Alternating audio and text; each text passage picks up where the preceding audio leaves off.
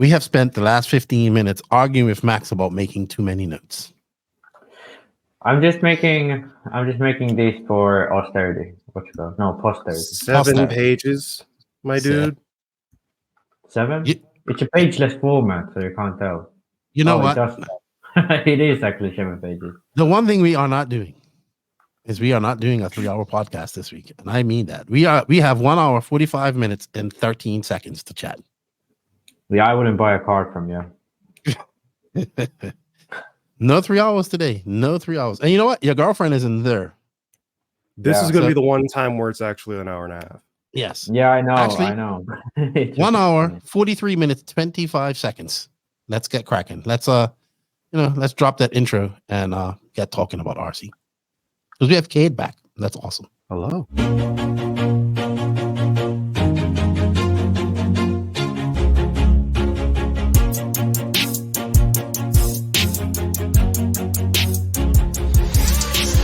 Nitro is the glory, but E-Buggy pays the bills. Welcome to the No Name RC podcast. Get ready for some serious bench racing. But be warned, we speak our minds, express our thoughts, and sometimes things can get a little rowdy.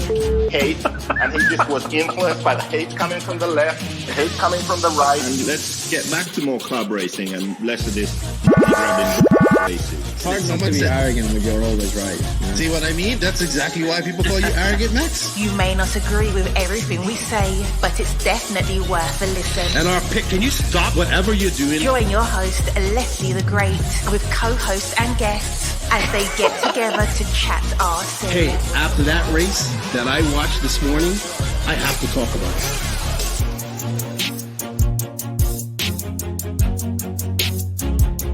Here we go. $100 right here, $100 throw. Oh no! I like this.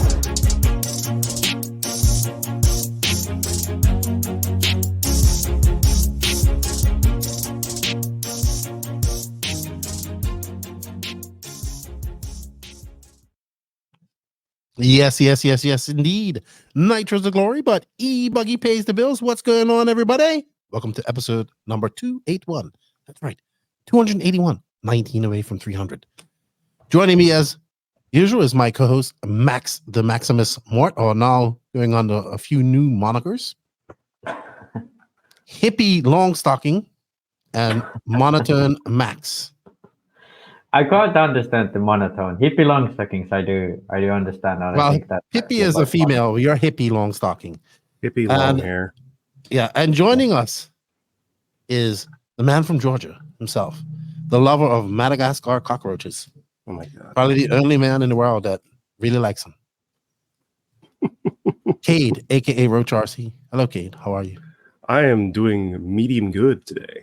Do you have any pet Madagascar cockroaches? No, not yet, because I don't have my own place yet. How would your parents feel if you came home with Madagascar cockroaches? They'd probably kill it. Probably or feed it to the spider outside. Oh, okay. All right. You know, we'll find out more. Those things? Yes, of course they do.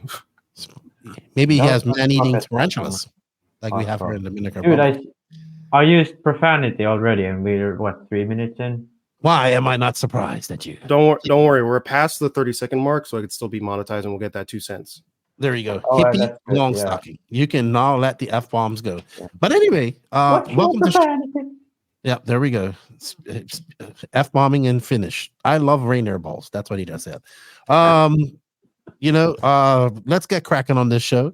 This is show number 281. We want to thank everybody from around the world for tuning in. We've got Cade with us this weekend. We're just going to have an RC chat. We have 7 pages of notes. That guy over there not wearing a hat. No, but most of it is just the structure of the notes. Maybe you should put your hat back on and then the notes become, when we let your head go free reign, we got 7 pages of notes. But anyway, thank you to everybody around the world. This is show number 281, as I did state earlier. We thank you guys for all the support. Seems like people liked our last podcast. Max, you had some challenges to your authority, to your theories, I should say, and E-Buggy in some of the chats. I haven't seen if you answered them or not. And No, I think One, actually, I have to make a correction. So last podcast, I said I doubt that Tessman and Tebow naturally dropped out of top 25. Well, I was actually wrong. They naturally dropped out of the list. Oh, did they? Yeah, so they're still on the list. It was so fast. Yeah, but usually, like, Cody King was on the list for, like, what, 3-4 years after he quit racing? But I think, like, Tessman and Tebow, they're like, there was 30 something and like, yeah, they're both like below 30, so they don't show in the top 25, but they're still in the top 50. Ooh, okay. So yeah. All right. Well, thanks for that enlightening. I did see that someone mentioned that in the comments of YouTube. Very good, very good. Before we get on any further, I'd like to say thank you to all of the NNRC supporters around the world. We can't do without you guys. Thank you to the patrons and YouTube members. If you wish to support this podcast a little bit more, you can find links for that in the written description of this podcast. Also, go over in the written description, find this man right here, Roach RC. He just dropped a video that I watched this morning. Your first 8-scale buggy was really good. Go check him out. Go shoot him a like, sub, and notification button on Roach RC. It's not about cockroaches. It's actually very good information about RC cars. Also, we can't do this without sponsors. If you guys wish to show the podcast some love, we have affiliate links, coupon codes, and links in the written description, which you can follow to purchase items from these companies. They are InvisibleSpeed, Hitec RC, Corsatec USA, Sidewinder Fuel, Mayako, Beach RC, Tekno RC, Clinic RC, Stacked RC, Racecraft USA, RC Box Club, Cow RC, Elite RC Productions, Florida RC Championships, RC Body Armor, Gene Strout Racing Builds, House of RC, RCGP. Shout out to our drivers, David Ronafelt, Robert Batty, Alexander Hagberg, Maddie G, Pekko Evenin, Jana Hatanen, and Mason, the Ice Knight Fuller. Changing his name to Ice Knight. Ice Knight. That's almost as good of a name as what is the F1 boss? The Iceman. Mike Crack. Or then it sounds like one of those Mike Crack or what I don't know what you're trying to say, man. One guy with something Cox. So. No idea what you're trying to say. But thank you to all of those guys. We greatly appreciate it. And shout out. We have some happy birthdays I need to get through first. I know there was quite a few birthdays. We haven't. Some people that have birthdays this past weekend. I did screenshot them. Hold on. Happy birthday to Michael Lee Knight, David Burkett, who I haven't seen in quite some long time. Jason Klinkner is also the man to contact for the check out for the Dakota Slideways Midways Nationals coming up in July. Tristan Lizola, Andrea Trevisan, very fast Italian racer. Pops Hill, what's up? How you do? The Chicken Man, Dean Sexton, Colin Weatherhout, Corey Hins, Mark Watkins, Frank Schaefer, Mueller Alexander, my buddy Alex J. Candido, who's like 7'1". We used to hang out together. James Burgess and Dave LaStella, who is a Virginia racer, if I'm not mistaken, has a podcast. He's doing a podcast with Tiny of Truth Motorsports. All right, so I guess we can go right into our InvisibleSpeed catch up because we have Cade on her. It's been some weeks since he's been here. Good to have him on her. Go check out InvisibleSpeed. They do have a 3-month course you can get now. There's an affiliate link for that in the written description of this podcast. Check them out and make your speed, visible with InvisibleSpeed. Stop scrolling. You want to be Lewis Hamilton? Learn something new with InvisibleSpeed. You can't do everything at 100% maximum speed. You have to be smooth. I mean, when you drive a real car, if you drive a real car, how do you just, when you get to a 90-degree corner to turn into the parking lot, do you go like that with the steering wheel? Do you like slam on the throttle and the brake? No. You probably turn the wheel smooth and get on the throttle smooth. Same thing with an RC car. If you want to learn more and make your speed visible, stop scrolling. Stop scrolling. You want to be Lewis Hamilton? You can find all links for InvisibleSpeed in the written description below. All right, being as he hasn't been on her for quite some time, let's find out what our good friend Cade has been up to. What have you been up to, Cade? Lots and lots of work and lots of editing. Ooh, you must have a lot of content too, because you pretty much grab content at every race that you go to. Pretty much, yeah. A lot of it is just B-roll footage, to be brutally honest. I am working on a review for the Gamma N1 that I have. I think it's I'm trying to decide whether or not I want to do the review after or before North Georgia Shootout. Will North Georgia be your first big race on it? Yes, it will be. Okay. But you've had it for some time. I've had it for some time, but I've also had it in the VRP kit version. I just ran it twice with the regular version of it. So it works. It honestly drives pretty similarly either way. So you didn't really notice that much of a difference. Other than Go durability. Because I'll be honest, I ran the VRP kit a couple times, and the standoffs broke a couple times. Ooh, really? Yeah. I think I say the regular Gamma parts are a little bit more strong. Ooh. And so are they 3D printed versus metal or something? They're both metal. Well, at least kind of metal. It's like more carbon-based metal for the VRP kit. So it's a little bit more. I don't know. I can see Max's brain just gears going right away. He wants to say something. Go for it. Because I was thinking when you say carbon-based metal, Keenan is thinking like carbon fiber with metal and shit like that. Like the submarine. When you add carbon to a metal, it becomes more brittle. So I think that's what it is. How did it break? Did it break like a straight cut, or did it like bend and cut? I know it broke its straight cut. Yeah, well, it's too brittle then. But I think it's aluminum. I would imagine they wouldn't use steel. I don't think so. No. It's like the same weight as the regular stuff, so it's probably aluminum as well. Yeah, most likely. I mean, I don't know why you would use steel, unless you made it much thinner. So yeah. Okay. But you'll be running the stock Agama at North Georgia Shootout out in Tiger, Georgia at the Raybon Arena next weekend. Yes, I will be. And I'll probably be getting a lot of setup tips from Will McIver, because he's the only other person that I know that runs a Gamma. Is Don Elliott going? Don Elliott? I don't know. I don't know. He's had more time on it. We shall see.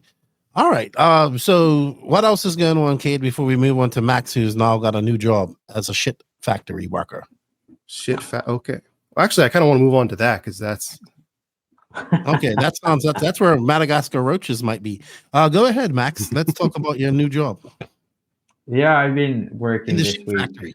I did a few days last week, and then you don't sound too excited to be in the shit factory. No, it's actually all right. I'm kind of like, so it's not like actual shit factory, but it's compost. So it's like a huge place that produces compost, and I'm kind of like supervising the production. Yeah. So what I do is I look at the screen and I'm like, okay, it looks like it's doing well, and then I do other shit for the rest of the day. So that's basically how it works. So I mean, there are other people who, Other people are dealing with this shit. Yeah. I'm just sitting there looking at the machines work, how they're supposed to, and they're like the shit is the right temperature, and so on. So how long is your shift there? I don't know. I usually go. You don't know how long you could work for? You might want to know that. No, if they pay you hourly, you might want to know that. No, they pay me monthly. So okay. I just but they pay you a set amount monthly, or do you get paid per hour? No, they pay me a set amount. Okay. It's like a supervisor or production.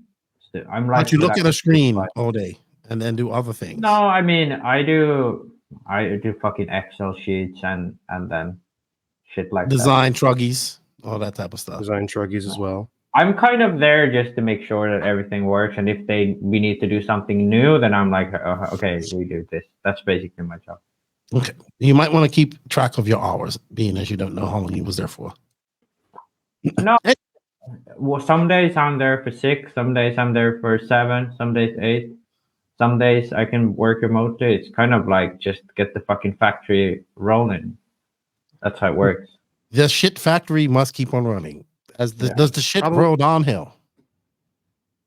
No, it's basically like, have you ever seen a compost, like the one that you put at your yard and it produces like compost? Yes. Yeah. It's basically that, but fucking huge. Okay. And then there's like guys who You have worms there? like haven't seen, but apparently there are some rats. No, but worms is what makes compost. No, this is completely like a natural process. So this like worms are natural. I think you get no, but worms. it's much lower. So this happened like instead of keeping it there for like 6 months, it's like you can compost this one ton of waste in like 2 weeks. Got you. All right, sounds so shittily interesting that I can't really. It's just I don't really like. I don't think anyone really understands what the fuck happens. Just kind of like, no, if you do this, this happens. So. We've wasted entirely too much time talking about the shit factory. Entirely too much time. No, but it's we'll get to 3 hours one way or another. You know what?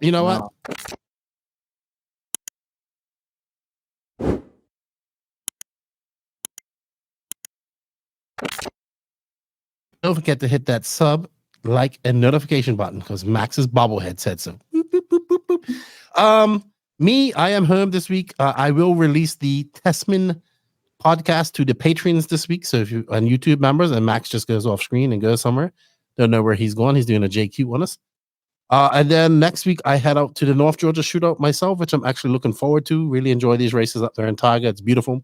I went last year for the first one. It was cold. It's going to be nice. Pretty chilly up there this time too. So long pants and a jacket will be needed.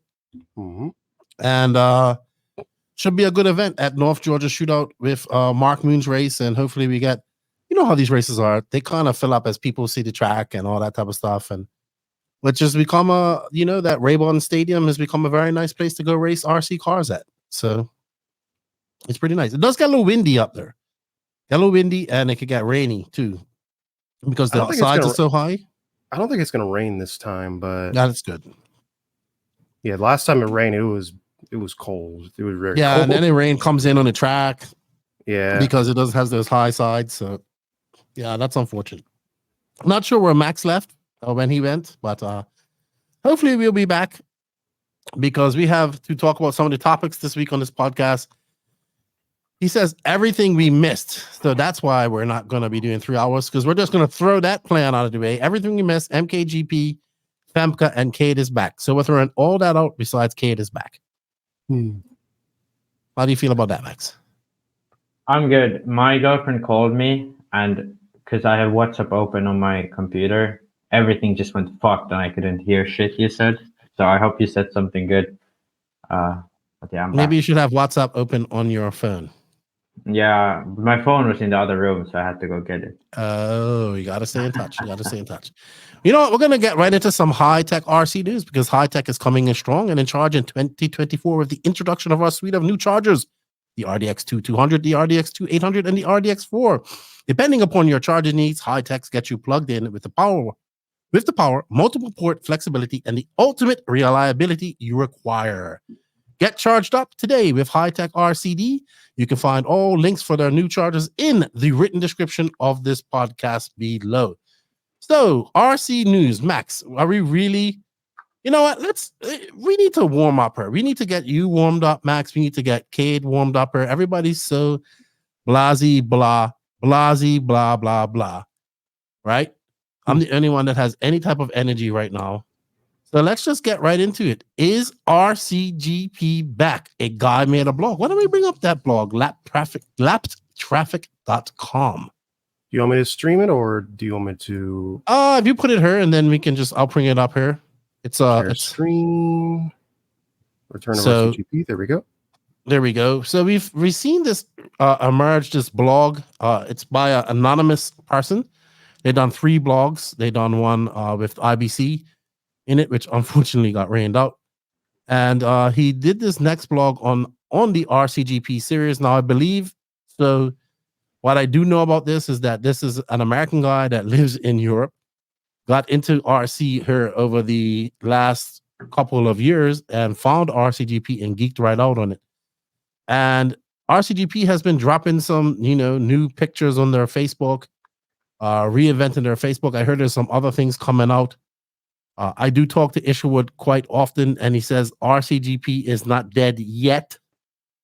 The The one thing about RCGP I will say is that the races and the content that was made, while some people might have changed, companies and things might have changed, it's still great content and still can be used to promote RC, in my opinion. So, this blog, laptraffic.com, we'll leave a link for this in the written description. Well-written blog. I like having a nice blog. It's good to read. What did you think about it, Max? Did you read it? I did. I can't remember. I kind of read only part of it. So they're going to have a e-buggy competition and a junior competition as well. I don't really know. I haven't talked with David, so I don't know what the hell is actually going on. But this was the topic a long time ago to add different classes to get more entries. I don't really understand why the fuck Joseph and David didn't think to put e-buggy there to begin with. Like, what was the point to just include Nitro?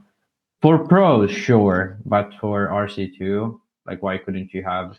Yeah, but I don't even think it's a full class. I think it's only, 15 or something? Yeah, that's what it said. So I'm assuming the pros are going to be running e-buggy and Nitro buggy. RCGP is a 15 driver limit. RC2 is a 120 driver limit.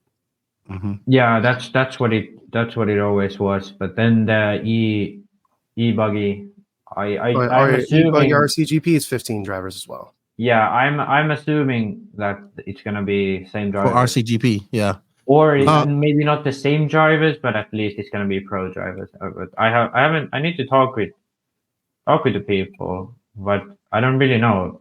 I haven't heard that it would be happening, but. Yeah, I haven't heard that it's going to happen. I just heard that it isn't dead yet, and they have some things planned this year. I know it's not. No idea what is planned, but maybe this is small little things. Cade, as a person, how did you discover RCGP? By the way, literally, well, the way I discovered it was a couple, like when I first started, when I was looking at, just reminiscing about old RC stuff. When I was doing it when I was like 12 or 13, and I looked online and was like, oh, here's this, looks like they're doing more stuff with RC at the moment, and or at least better, what's a good way of putting it, budget, I guess you could say. And but I never really looked into it too far until very recently, to be honest. But looking at this blog, I guess you could say, I don't really know why you'd keep something alive if you didn't have plans for it in the future. So maybe they plan on latching onto other races that are already existent. Maybe they plan on doing races themselves. I'm not 100% sure. Yeah, I mean, we were just talking about this prior to coming on the online about the ability to get a race put in this week, period, right now. It's so busy right now, right? Usually this time of the year, we have races, but it's been one back to back to back to back ever since. So I don't foresee that happening, because then it becomes a choice for these pro drivers. Do we go to this race where we don't get contingency money, or do we go to this race that has contingency money? Which is one of the big problems that followed RCGP last year, which I understand. Sorry, and its first 2 years. Having Max obviously used a part of RCGP. I was a part of it, more hands-on. You raced in it, Max. I got to be a commentator in it. The first year, banner boy. And I forgot that you used to be the official banner hanger of the series. I was professional banner hanger. Dude, like me and David was banner bros. It was always me, David, JQ, and we was just there from like Wednesday onwards, putting up the banners, painting the fucking pipes. It was so much work, but I mean, it was great. I think the footage was good, and long term, it was all worth it, because I know RCGP is coming back at some point. I know that it needed to be done, and it was kind of one of those things that, now people, because when you do it, everyone's like, oh, like there's this issue. But now you can ask anyone about RCGP, and most people are like, oh, I wish we had something like that now, because it's nostalgia. People kind of forget like all the negative and remember all the positive. And when things are It's happening, rose-tinted like glasses, basically. huh? Rose-tinted glasses. Yeah, exactly. So I think actually, like long term, it probably was somewhat of a good thing that they took a break like this, so people can be more excited for it. But that being said, I mean, if it wasn't for COVID, RCGP would have been on a much better standing because it was right before COVID, and then everything went to shit. Yeah. Yeah, we're actually looking at the first driven documentaries, the documentary one, Baptism of Fire. Whenever somebody asks me about RC, I always send them to this to watch, right? Just because I think that if you're not listening to if you're listening to this and saying, well, why are these guys always talking about RCGP? Well, watch this first episode. I'll leave a link for it in the written description of this podcast. Now, I was like behind the scenes when all of this happened. Like now we're looking at JQ getting teased, rightfully so, in Australia. And I remember when that happened, I was like, why couldn't you just shut up? Then we have the racer in Manila that you guys first had. There was drama coming out of that, which is actually happening this weekend and looks great. We can talk about that. But check this out, man. It's amazing how many people don't know what it is either. When they get in, I'm like, hey, like this one guy says, hey man, we need this, we need this type of stuff in our CGP and blah blah blah. And I was like, oh, like this? Yeah, exactly like that. I mean, literally like this. It's exactly this. But I feel it's always, I'm kind of a little bit over all this, you know, going back and forth with people, because there's not even a good argument. People like those same people who complain about everything complain about RCGP too. It's like never ending, and yeah, it's yeah, we'll see. Being there, seeing how hard everyone worked, and like I don't think anyone really made any money out of it. And David fucking lost the shit ton because he was the one behind it all and put most into it. And still, like everyone's trying to find something negative and so on. So I'm kind of like done with all the is it possible? Yes, it's possible and it can work, but it needs people to have a more positive attitude. Because that time I remember Live RC, for example, they refused to post anything from RCGP. They didn't post absolutely anything. It was only until I think Associated made one post when Ongaro won the whole thing. Then Live RC shared Associated's post. But that was the whole issue, that everyone, like nobody posted anything until like the last rounds, because they were so afraid that I don't know, maybe that RCGP would take over, but which would never happen in the current climate, because it's not for like the whole industry. Everything else has their place too. But if it's coming back, I think the rose tinted glasses effect is the one that really would help it, because people are to be more open to it, because they see it's not really better like we have it now, that we have to change things to keep pro drivers, to keep things going. I think the way the 2022 season, the way that season went, obviously I wasn't there, so I don't know how it was, but being there in the background, helping David and those guys, it was much harder then, obviously, because of all the extra shit and with like travel restrictions, costs went up. So I think perhaps it could have even been better to not go whole deep into it then. Pay-per-view probably year two was nowhere near as good as year one. Simple as that. It was nowhere near as good as year one.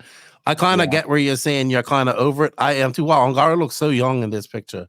In this video. Well, it was 5 years ago, right? I had to realize that the other day, 2019, when they made this. He's in the Philippines now. But I think it's kind of a year two. Year one was everyone put all their effort into it, and it was actually good because people wanted to learn, wanted to do new things. Year 2 was kind of like, we can't let this die. And then it tried to be kept alive. And I think if you look at Control, what they was doing pre-2019 and what they're doing now, they're like miles better. They are much more productive the way they work. They get much better content. Like even if you look at just the Euros coverage, it was compared to what they have now, it was like really bad. Obviously it was good then, but if you look at it now compared to what they do now, it was much worse. Okay. So I think like everyone is so much better now that all the things could come more together. But yeah, it's gonna be difficult again. It's not gonna be easy at any point. We don't know how it's gonna reemerge, if it reemerges, or what they're gonna do. But what it does do, it's something that when somebody does say to me, "Oh, camp, why don't they do this?" I say, "Well, it was done. It costs a lot of money, right, to do. It costs a lot of money, and a lot of people were like, "No, I'm not going to do that, or I'm not going to affiliate with that."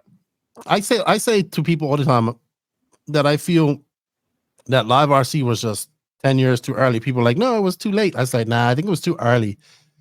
And you mean RCGP? You'll see. Yeah, I think RCGP was just too early for RC, for the industry, right? People weren't ready for it. Yeah, but I think a race. So hold on, just so people know, a race being structured around the filming of it, of the production. As professionals, the RC industry was not ready for that. Maybe in year 2 they were a little better, but already had surpassed. People just weren't used to having time limits and being in front of the camera. That has improved. That came from RCGP and more people doing more content.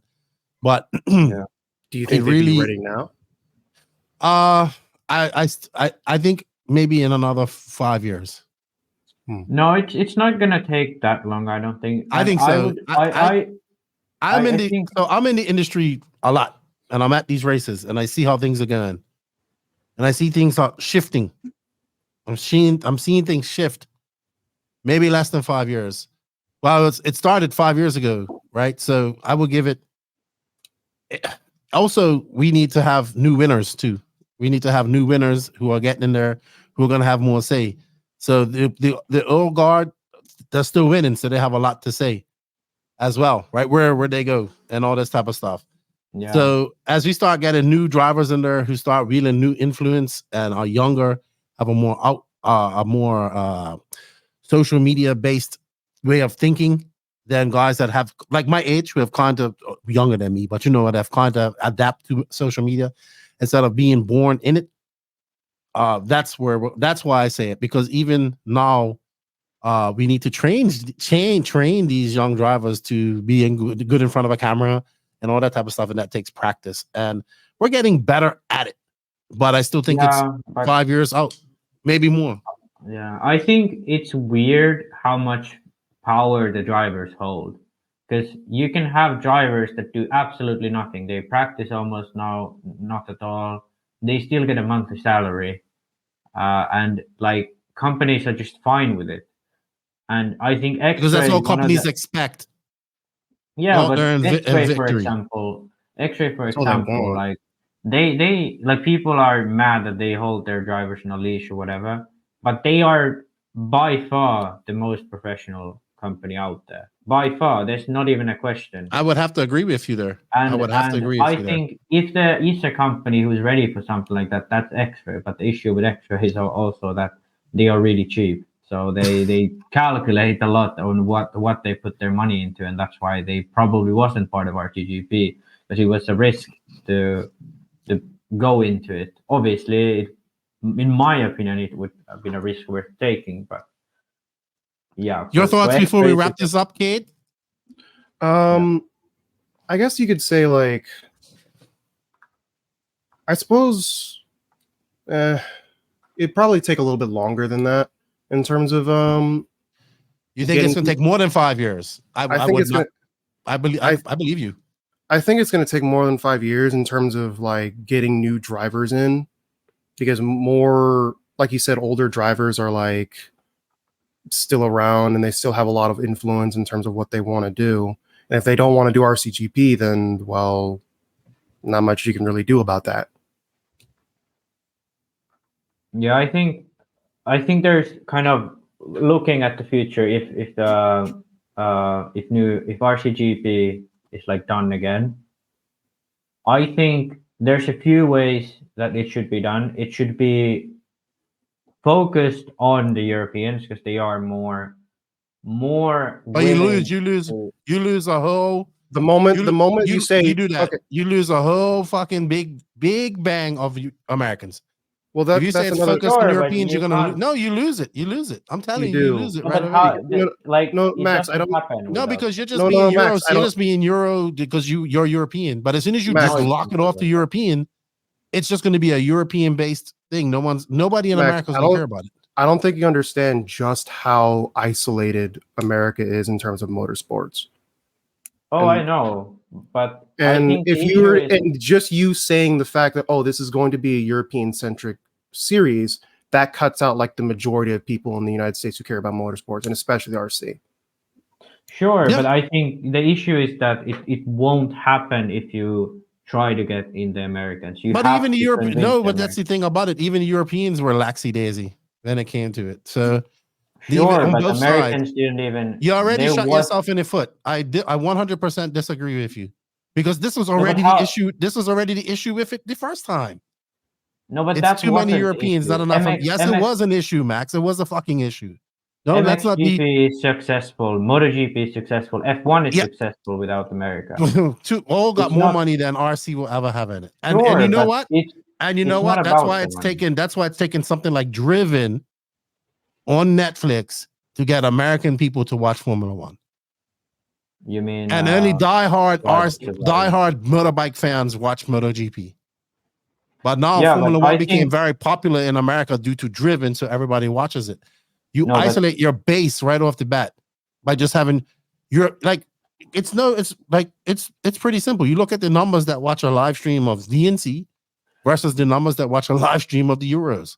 Okay, you and I can geek out over the Euros because we're fanatics over European racing. We get it. But the average American guy's gonna be like, "Oh, I'm watching some guys from Europe. I don't really know who they are racing on a track that's been the same for 20 years." That is it. If you isolate your biggest because I just don't agree with you. That is exactly. Listen to my point. RCGP done wrong. Max, another thing to take into account is the fact that unlike Formula One and unlike other forms of motorsport, RC isn't Eurocentric. It's both. It's both America and the United States. It's both America and Europe. And some people would argue that races in both races as well. Yes, and some would argue that RC proportionally is bigger in America than it is in Europe. Oh, I agree. RC is bigger in America than it is the rest. So why cut off your entire? No, Keenan, you don't. You do. You do. Can you mute yourself, Keenan? Mute yourself. No, because you're not going to mute yourself because you just want your point to be right. But I was there and watched how this race was run by a European race, and it failed. You don't understand my point. What is your point? All right, I'm going to let you make your point, and we're going to get this done with because I want to move on. So the issue with RCGP was not that there was not enough American drivers. Okay. First year of RCGP, there was not a single American driver until the very last round. Okay, it was way better in 2019 than what it was in 2022. You know why? Way better. Had way better drivers. You know why? Because in 2022, it was focused to be in the American market.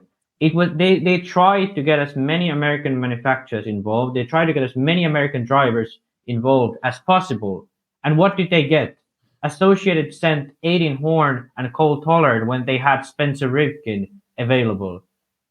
You know? Agama sent a random guy from, Southeast, I don't remember his name, but not at all a factory guy. Okay? That's why that was just overall in 2022, not just Agama. Look at the drivers that. That's what I said. But it was not. It was overall because they weren't getting drivers because the companies saw no value in sending these drivers there. These drivers saw no value in going there because there was no contingency for them. Okay, but here's my point: the European drivers will go to these races for the glory of it, without the contingency. They didn't show up for RC2. Sure, but I'm talking about RCGP. Okay. The RC2 If numbers you were want to- horrendous. Keenan, shut the fuck up. Okay? No. Because I'm making a point like this, and you're like flying over the fucking wall. I'm making Alex different Jones points. you, dude. Yeah, okay, listen. Try to understand. If you want to make something structured that is financially stable and you can trust that everyone is committed to the whole year, you cannot count on the Americans currently, because the American market is very flip-floppy in RC. Some drivers go to which races they want, and that's fine. That's the way they do it. But there was not a single American apart from Brandon Rose who went to a European run of RCGP. Because there was no money for them. They were there. There was no money. Okay, but the Europeans still went to America. Because it was a trip to America. They wanted to go. They wanted to go to America to race. They wanted to go to America to race other Europeans. You know why they do that? Because the Europeans and the European scene in general is more committed to projects like this, because they are more used to structure and to working that together. I can agree on. That Yeah. I can agree And on. the whole thing about RCGP is taking, let's say, S-Works, then at that time was HP, these brands have an X amount of money to put in to RC racing.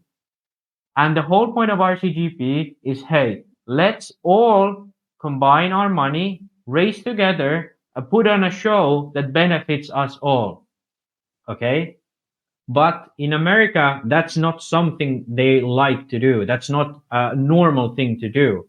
So it's much harder to sell them the idea of working together, then selling them a risky investment, as in going into a new series that's not established, and then saying, force your drivers to go, even though they don't have these races in their contract. Okay? So it would have to be at least 2 to 3 year process with the American companies to get involved. And I think this is what in the end will be more difficult. We saw in 2022, I know for a fact, the American market was the goal. And still it was much worse, because you got fucking Cole Tollard and Aiden Horn when you had one of the best drivers in America in that same fucking team. Or Ongaro didn't Or go. Italy. Yeah. Why wasn't Ongaro forced to come to America? I don't know. Exactly. So it goes both ways. Also, Gamma, isn't that a British company or a Taiwanese company? Nemo is the British company. Yeah, but Billy from America was right. Kind of. So it goes both ways, because as Team Associated it doesn't go. It does, because when it was done 100% European in 2019, it worked. And guess what? They didn't send Spencer Rifkin, which sucked. They didn't send Davide Ongaro either. Yeah, but here's what it comes down to. At the end of the day, you know what? When it was a European in charge of the Scampi Rosso team, Ongaro went to every single round. When it was Team Associated in charge of that team, because they probably Ongaro, exactly. But that's my whole point. The Europeans are willing individual to probably paid for them. Yeah, I know. Right, but we're going on too long for this. This is my point. Exactly. Americans are not willing to take these kind of structured investments together. I don't think the RC industry period is going to take these structured investments at all right now. I think after RCGP, they're not willing to do it. Yeah, but right now, like, this is exactly the same in any American motorsport. In any American motorsport, they have this exact same issue. Okay, rebuttal? My rebuttal is the fact that the more that you talk like this, the more that you're going to isolate and push away American drivers. Well, sometimes the truth hurts, but it's not about... Guess what? It's not about, I'm not saying we shouldn't have races in America. I'm saying we have 2 in Europe, 2 in America. But I'm saying that we try to push everybody to go to the same races. Yeah, that's the point of having a series. It's going to be much easier with the Europeans than the Americans. So here's what I think. I 100%. You ain't wrong, Max. You are not wrong, and I 100% agree with Cade. And exactly the attitude that you have right now was exactly what was the problem with RCGP in 2019. No, but and I was a part of that. I was a part of that, so I can say. No, but I'm part of this attitude that if something. But guess what? You're not going to change it being a hard ass. That's what you're not going to do. All you do is say, All you do is say, we don't need that shit. We have what we have her. That's all you do. So the prime example would be, and I'll let you go, Kate. And then we're going to wrap this up. At the 2022 round in SMB, one of the biggest things that kept hearing, well, this is how we do it in Europe, and this is how we do it in Europe. And I had to tell everybody, well, this ain't fucking Europe. This is Piedmont, South Carolina, and you need to slow things down because they were. What happened? They were going. Remember, they were going so fast the first day because they had to fit in that RCGP rush, like what was it, like the preview race to try and get people to sign up for to sign up for the pay-per-view. And that's when I was like, you have to step back. This isn't Europe. Now maybe in Europe they run a little faster. But then I saw people complain about AMS as well. All right, one more word from you, Kate, and we're gonna go. We already 45 minutes. 45 minutes in. All I was gonna really say was the fact that, like I said before, the more that you try and say, well, this is how. Well, you already said it, Lefty. The more you say, like, oh, this is how we do it in Europe, or this is how we do it here, this is how we do it here. It's not Europe, and that's not like the major thing you're going for. Yeah, if you try to apply a European mindset to an American, you're just gonna get pushed. It's just not gonna work. You're just gonna get pushed away. Yeah, I know, but that's my point. Is exactly that. Your point is that your point isn't gonna work. No, I'm not, Keenan. I get what you're trying to say. You are trying to push a thing that will never work naturally. Okay, I'm trying to tell you that what you're trying to push doesn't work. So we need. I'm not trying to push anything. We need to understand that there's a difference between the pro class and the open class. For the open class, what needs to be taken into account is that the RC2 drivers, if it's an American, they want to run open practice, then freaking run open practice, okay? I'm fine with it. I have no issues with that. And I think saying that's how we do it in Europe is an absolutely silly argument. My point is that in the pro class and the funding of the series, American general RC industry is not as used to that. ETS, EOS, all these European companies are used to funding these. When you watch EOS or ETS, the biggest sponsor is always the chassis brand. When you watch PMB, it's like a fucking random company, usually J Concepts, you know? This is my point. The monetary funding. I'm not talking about this is how we do it in Europe. You have to have a practice like this. No, I don't give a shit about that. And I think that was absolutely one of the biggest mistakes they did in America, where they tried to force these things that the people weren't used to. What I mean by the American watermelon seed. I mean the manufacturer. Jesus, Lord have mercy. Max, I'm isolating fucking 15 American pro drivers, not the whole country.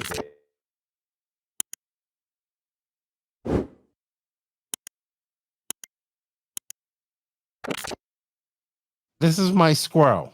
When you start going, this is my ADHD squirrel. I will say this. I don't see RCGP coming back as a series like that. It's just too hard to... Not in the same way. No. Unless it lashes onto other races. Because that's another issue that we have is there are a lot of races going on throughout the year, especially during that will never happen. I know for a fact that will never happen. Then I have no idea what RCGP is going to be in the future. But it's good to look back. May I speak about a particular thing that's going on with Losi? Oh, yes. How did you not have this in the notes, Max? Because I don't give a shit about Losi. Wow, you're getting just like JQ this weekend. You're all riled up about RCGP, all salty and jaded like JQ. I'm salty about shitty arguments, Keaton. Let's move on. By the way, did you know that JQ is going to the Philippines this weekend? He is going to the Philippines. He is? Yeah, I didn't even know. Augie goes, yeah, JQ will be here Thursday afternoon. I'm like, what? Maybe someone paid for him to go. Oh, I'm sure they did. That's how they get this class together. But he's going to do he wouldn't even tell us he's going to Philippines. All right, let's talk about the TLR debacle, Roach. Before we go on any further, go ahead. Yeah, they got some parts in, and the comments are epic. Let me bring it up real quick. This is I just put it up in the Roach RC man, and team. I'm just going to go ahead and read it out. The team at Lefty Racing, Horizon Hobby have been working extremely hard to remedy these supply issues of 10 scale parts. First, blah, blah, blah, blah, blah. And these are all the parts that they have. And the comments are, well, they're comments. They're Facebook comments. But basically, people are saying, like, either you should have done this before or people are already gone. And I think that's really, really part of what's going on with Lefty at the moment. Is like there's two extremes. You have either people who are just done with Horizon Hobby and Lefty as a whole, or people who will never leave at all. And that's basically what's going on in the comment section right now. It is savage. Facebook has no chill. Facebook has no chill. This is kind of, and then the thing is, like, I see Frank Root in there trying to play, like, Frank Root's in there trying to play, what's the word I'm looking for? Devil's Advocate? No, he's in there. Oh, what's the word? What I used to do for JQ all the time, Max. Not Devil's Advocate. Fires. Putting out the fires. He is in there firefighting away in the comments on his own. And I'm just like, dude, you just on these type of things. You just need to let the comments go and, like, just let them go. And a day or two, people will forget. They'll forget this even existed in a week. But TLR getting some parts back in stock. This is mostly for the 10 scale guys, though, correct? Cade? This is entirely for the 10 scale, yes. Oh man, people are like, you need a new car. This car has been out since 2019. You have no short course truck, no stadium truck. Like, it's like everything Horizon does, they just get battered. No matter what they do. We're being transparent. Fuck you, Horizon. You know, like, hey, we got parts, guys. Fuck you. Yeah, we got parts, everybody. You should have had them sooner. Fuck you, Horizon. I'm just like, wow. I know people don't like corporate, but these guys can't win coming or going. No, they can't. It's also just because they're the big boogeyman of RC at the moment. Yes, I agree. What are your thoughts on this, Maximus? Or do you not give it anymore? You look like you want to say something. In capitalism, the big companies prevail. Oh my God! Here we go with your geopolitical comments. Well, that's more like no, but I think there's. I'm not asking you to go into any geopolitical comments. I'm just saying, let's continue on with this. You don't even fucking know what geopolitical. I don't know what geopolitical means. That's why I'm like saying it. Just like I didn't know what K-pop was last week. Yeah, I think, like, Horizon realistically doesn't give a shit because TLR is probably less than 5% of their revenue. The goal of TLR is to make goal of Horizon is to make TLR seem like it's still a worthy player in the racing industry, and then through that they can promote their other brands, which actually are what they make money with. So I think Horizon is like, okay, yeah, this is what it is, and most likely they're probably saved money because they could sell some old shit that people bought. So yeah, I get what you mean. Yeah. Also, like Horizon won't go bankrupt anytime soon, and if they do, someone's gonna bail them out anyway. Oh, and they won't go bankrupt over the racing line. They'll just stop it. Yeah. Or they'll buy everything and then they'll stop everything. That too. I think I'm looking at Frank Root there playing firefighter. I'm like, dude, you do not have enough fucking water to put this fire. He's got one of those tiny squirt guns, and it's like the California wildfires is what he's trying to put out. Yeah, not in Facebook. Not today anyway. Not yesterday and today. I'm sure that the TLR guys are going to the Nationals this weekend. In other 10 scale news, did we see Kyle Go, top stock racer, has moved to XRAY? Yes, he has. This weekend. I saw that. I like Kyle Go. He's fast, Max, in stock. I don't know. He can race some nitro. You don't know him. He's a stock racer. He's very good. He kind of got shafted at the last World Nationals over. Yes. He didn't get shafted. That's just how the rules were. Oh, that was that they first had the IFMAR tiebreak on, and then they switched to the and they switched to the Roar tiebreaker. Oh, okay. Yes. I'm not gonna get into that, but yes. No, but I think that's like it went the right way, but I think the whole argument of it was silly. Like don't fucking trust the results on live RC. Like they're never right anyway. So yeah. Max is so savage. You guys were talking about parts and all that stuff. We might as well get you on her and talk about it while her, because you are American. You're in a area of RC that is big with this car. HB. I think what we saw happen in those comments with TLR is a lot what happened with HB. Is that a lot of people, I know how my American races are. If they can't have parts like that, like where they can have them at their house tomorrow, then they are not happy, right? I know. Yeah. I'm just saying that's my experience from doing. Your experience is correct, because that's how a lot of people in art, like at least in my general area, feel. Because trying to get parts for HB, like my friend Tyrone, he runs Raceline Designs, hasn't been able to find parts. A bunch of other people at like the large, for example, my local track, Loganville RC Complex, I think the only person who's actively running HB still is Ryan Daze, and that's it. I'm not sure if they want me to say what they're switching to, because they're probably going to put like. What are you seeing people running more now that we're running HB? It's a mix between Tekno and S-Works. More so S-Works. What happened to this Sparko? Sparko is still out yet? Sparko's still there. It's just kind of it's third in terms of popularity. I know a couple people have been trying it a lot, mostly because the team manager for the United States and Canada goes to Loganville RC Complex. His name is John Blaze, and he has a bunch of demo cars that people have tried out. Oh, Blaze is the manager. I didn't realize that. Yes. And he has or is like created a bunch of like demo cards for people to try. And I plan on trying one of them and doing a video on it, but he hasn't brought them over during a race day. He's probably going to bring them over on a practice day. Yeah, it seems like the whole Sparko rage, which was very hot at the beginning of this year, has kind of died out a little bit. I think also Tyler Jones not going to PNB. Okay, Cavallari went and he had a decent result. But after that SIC TQ and he finished 5th, he was in good form. And as for the HB, there are, like I was telling you, there are going to be some diehards that will be HB forever. They'll run them to their run out of parts, even though everybody's going to have new parts or shortly. I'm told it's the same as I kind of see. Like you look in Australia, New Zealand, HB is still a very huge platform. You still some guys out there in the Northwest and in the West Coast that run it and will stick to it. So also, go ahead. It really does show like how important part support is in terms of keeping cars going. Absolutely.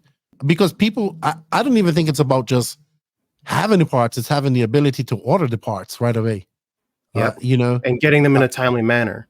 Absolutely. It's one thing I learned extremely, like when we went from having Nick doing the shipping out of the JQ Racing product stuff out of his garage to having them at Beach RC. People get restocked on JQ stuff and buy like 10 arms right off the bat. Yep. And then you be out of stock again. So people definitely have I get it. I mean, when you live on an island like I do, you kind of have to have a stockpile of parts as we do. So you see a lot of Tekno and S-Works. How about Mugen? What's all the chat with Cole running in Mugen now in the Southeast and all that stuff? What have your little hummingbirds heard? My little hummingbirds and roaches have been hard at work sitting on people's walls, just listening to what they say. And basically, Mugen hasn't been much of a talking point, to be honest. I've seen some people try them for the most part, but I think in terms of Mugen, they're more popular in like the mid Southeast, like more towards Louisiana, Mississippi, Alabama. More so than like the far east United States, which would be Georgia, South Carolina, North Carolina, Florida. But yeah, Mugen hasn't been much of a talking point other than when it comes to Cole. And I think that the moment that Cole left HB I think that's when a bunch of other people, like for example, I was going to say it, Kyle Neary. He left HB, or he still has the cars, but he's trying out other things. I'm not sure where he's going to land. But they're all trying different cars at the moment.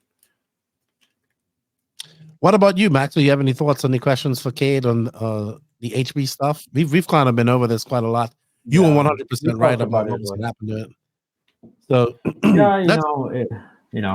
that's how it usually goes. But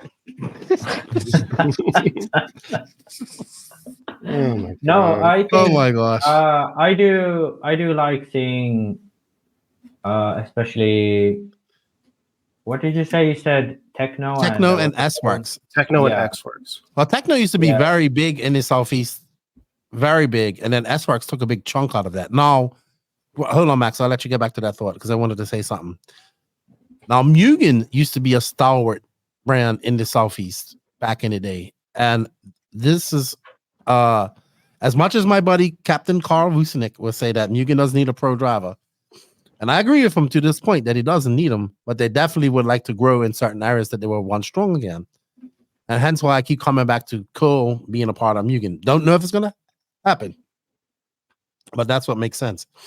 The Southeast is the biggest region of RC, 1/8 scale RC there is in America. I'm convinced. 100%. Right? It's like there's only one place in the world within like 500-mile radius that can fill hundreds of people 5 times a year. Yeah. It's like it's not even a question if they are like the biggest area, I think. And in general, like if you think motorsports in the world, like that's probably the most motorsport crazy area apart from UK. UK is big too. I think on the Tekno, I do like seeing Tekno doing well because they are kind of one of those companies who just do what they do. They don't try to change the round, sell something, fuck things up. They just do what they do and they try to do it really well. So and they do it very well. They do durability very, very, very well.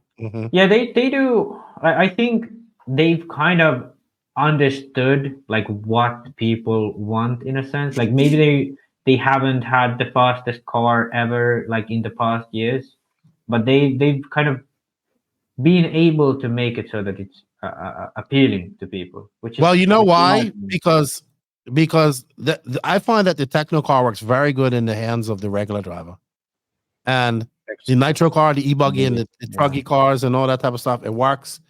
Part support is great. Durability, exactly what Cade said. When you build one of those cars, it's very comfortable to build it. When I built my MT410, it's also hard to build it wrong because the manuals are so good. So with that being said, obviously S-Works is taking over a little bit because it is growing. It's doing well as a brand. It's growing. We're seeing an S-Works kind of growth across North America. Now, is it growing like a Tekno growth? I don't know. Actually, I'd say, at least in my area, I'd say S-Works is growing more than Tekno. Well, I would agree with you because it's there's certain people that are running that are influential in that area, right?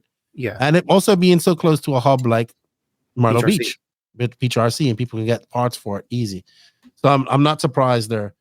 Yeah, I think, but it's funny because S-Works and Tekno are kind of the polar opposite. S-Works is kind of one of those very, very much a race car. Like it's designed for the pro drivers. Like all the changes they made throughout the year is for the pro drivers. Yeah, Italian Mugen. Like, well, isn't that the WIRC? Austrian Mugen made it. Yeah. Yeah, that's more. Yeah, I think that's more like WRC. But anyway, Tekno is kind of like, I think hot rod. Mayfield described it as a hot rod. I think that's what best describes it. But S-Works is kind of like a Ferrari, in a sense. At least that's what I feel they are trying to go for. But both with the branding of S-Works. Well. With the branding of S-Works, like I remember when S-Works had people like there's an S-Works uniform where you were all red and all that type of stuff. So they all had red pants, red shoes. Yeah, red shoes, red pants, all that good red stuff. tracksuit. Yeah, it does look good. It does look good. I do like it. All right. Any more RC news before we move on to some of the races that we've missed that we're gonna go over? Cade, you said you had some topics too. I have 0 topics. We do have to talk about. We do need your wisdom, oh great and wise one, Max Mort, coming up here soon. Oh, we do have a project release though, as we see. No, I just wrote it. Yeah, I know. TR releases A-Arms. AA Arms. All right. What are we gonna they released A-arms, Max. That's a product release. That completely threw me off. It was a joke because they had stuff in stock. Maybe I should have put TLR. TLR produces parts. There we go. We talked about that. Produces parts. Yeah. People and the internet are happy to have something to argue about for a few days. That was my main. That was my main thing, though. Was the TLR parts? People. Fuck you, Horizon. That's all I can hear people saying. Fuck you, Horizon. You corporate scumbags. Taking my precious RC. All right, up next, Corsatec USA is your one-stop stop for all things Corsatec in the USA. You can now purchase all your Corsatec range of products for nitro and electric powered systems and accessories used by world and European champions David Runfalk and Robert Battier. Established in 2022, Corsatec was founded by Adrian Bertin and Oscar Janssen, both world and European champions. Corsatec was made by racers for racers, available now in the USA. You can find a link for Corsatec USA in the written description below. Max, are we really going to talk about some of this stuff here? So Max wants to geek out on the MXGP. We'll talk about it ever so quickly. This happened a few weeks ago. We was not able to talk about it. Was the British Off-Road GP. It was held at Milton Keynes. One of the races I want to go to, March 8th to 10th. All the top names in Europe were there. Yeah. This is put on in a mall, by the way. Yeah. So it gets quite a bit of people coming around and checking it out. Scotty goes there, so it's like a big bellowing American voice going through the whole mall, echoing out. So I'm sure that attracts people. And Orlowski continues his tear in two-wheel drive. He goes, Orlowski, Carap, Ben Smith. Ben Smith being a UK native, not sure what car he runs. Schumacher. Schumacher, that's what I figured. He's one of those kind of like doesn't go outside the UK much. Goes to the Euros. Has done well in recent years. So yeah, like I've heard his name come up before. Yeah. Seen his name come up before. Yeah, he's quite young and pretty fast, so he could become something one of these days. But two-wheel drive was actually really exciting. It was like a split between Karop and Orlowski and someone else. Ben Smith won one final, so he was kind of in the fight. Iona was still in the fight. It was a good race. It was a while ago, so I don't really remember much of it. Yeah, I don't either. Yeah. Four-wheel drive, it was Coelho and Orlowski, and I think Coelho actually took it in two. So he's like, I don't understand how, but he's just fucking amazing in four-wheel drive. Like Coelho always wins four-wheel drive. It's good. But yeah, Orlowski and Kovacic, second and third. Main reason I kind of wanted to talk about this was I remember going into this race, we was like me and you on the podcast was talking about 10 scale all the time. Like when this race was happening the week before, it was like, oh, it's MKGP, it's such a cool race. Since then, I haven't really heard anyone in Europe running 10 scale. Like we was geeking out about EOS. We was like, it was the Dawn. You remember we were watching those videos. Then it was the Meebo Cup. And then it was this race. But since then, nothing. Well, maybe they took a break. Maybe they took a break. Maybe it's 8 scale season. Yeah, I think in Europe it's kind of a more of a thing even than in America that we kind of have a summer season for 8 scale, winter season for 10 scale, but yeah, especially up north, or especially in like places like the UK or Scandinavia where snow is actually a thing.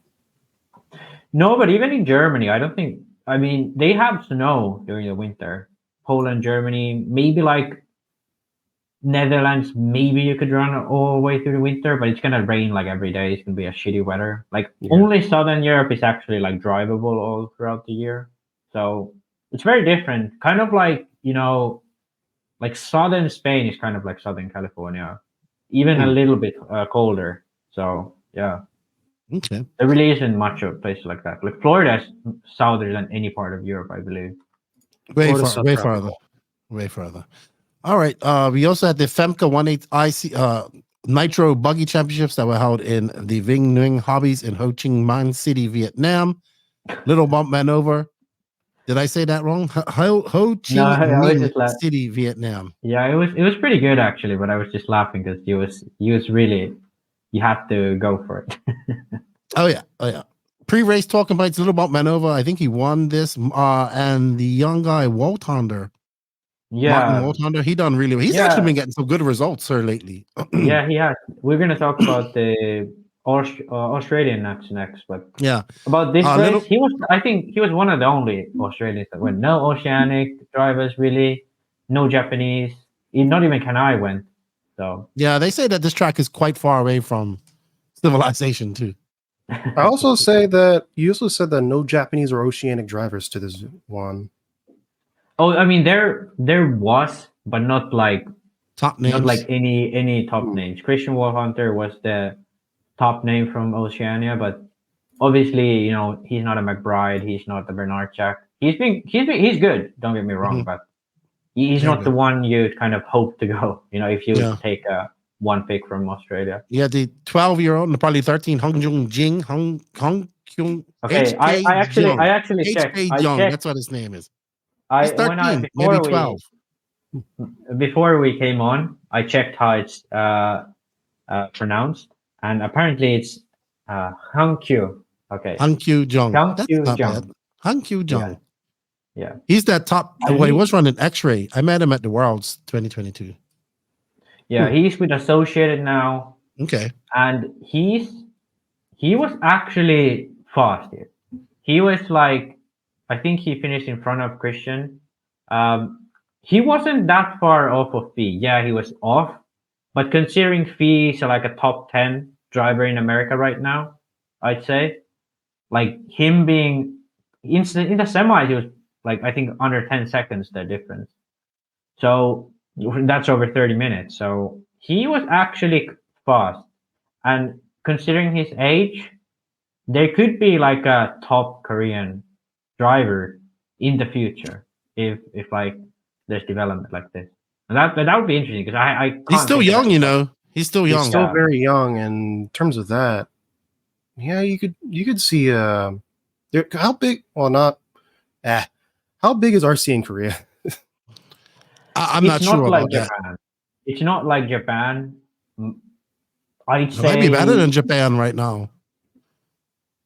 It's hard to say. I think RC in Japan in general is fucking huge, but they are like, maybe they don't run 8 scale that much. They have so many classes, and they have very different classes to us. Korea, I don't really know much, but there are like the Associated distributor is very active, and he supports this guy quite a bit. And they have their own track and everything, and they do have great facilities. I've kind of followed him on Facebook for a while. It's hard to say because obviously I have no idea of how their scene is, but I'd imagine Korea being quite a stable country, they would have. Oh, Alex Limon over there and kicked ass, and he's from Korea. He's originally of Korean descent, but he's from Paraguay. He's pretty good though. Yeah, but I don't think it's that big. I don't think it's that big. Yeah, I don't think it's big, but I do think they have like a solid state. Yeah. Okay. But they have so many people. Like, what is it like? 100 million people, something like that. Not up on my world country populations, Max. Sorry. Yeah. That part of the encyclopedia is broken. Do a quick check. All right, let's move on to the RCRA Nationals, which were held March 21st to 24th. Southern Districts Model Club, Adelaide, Australia.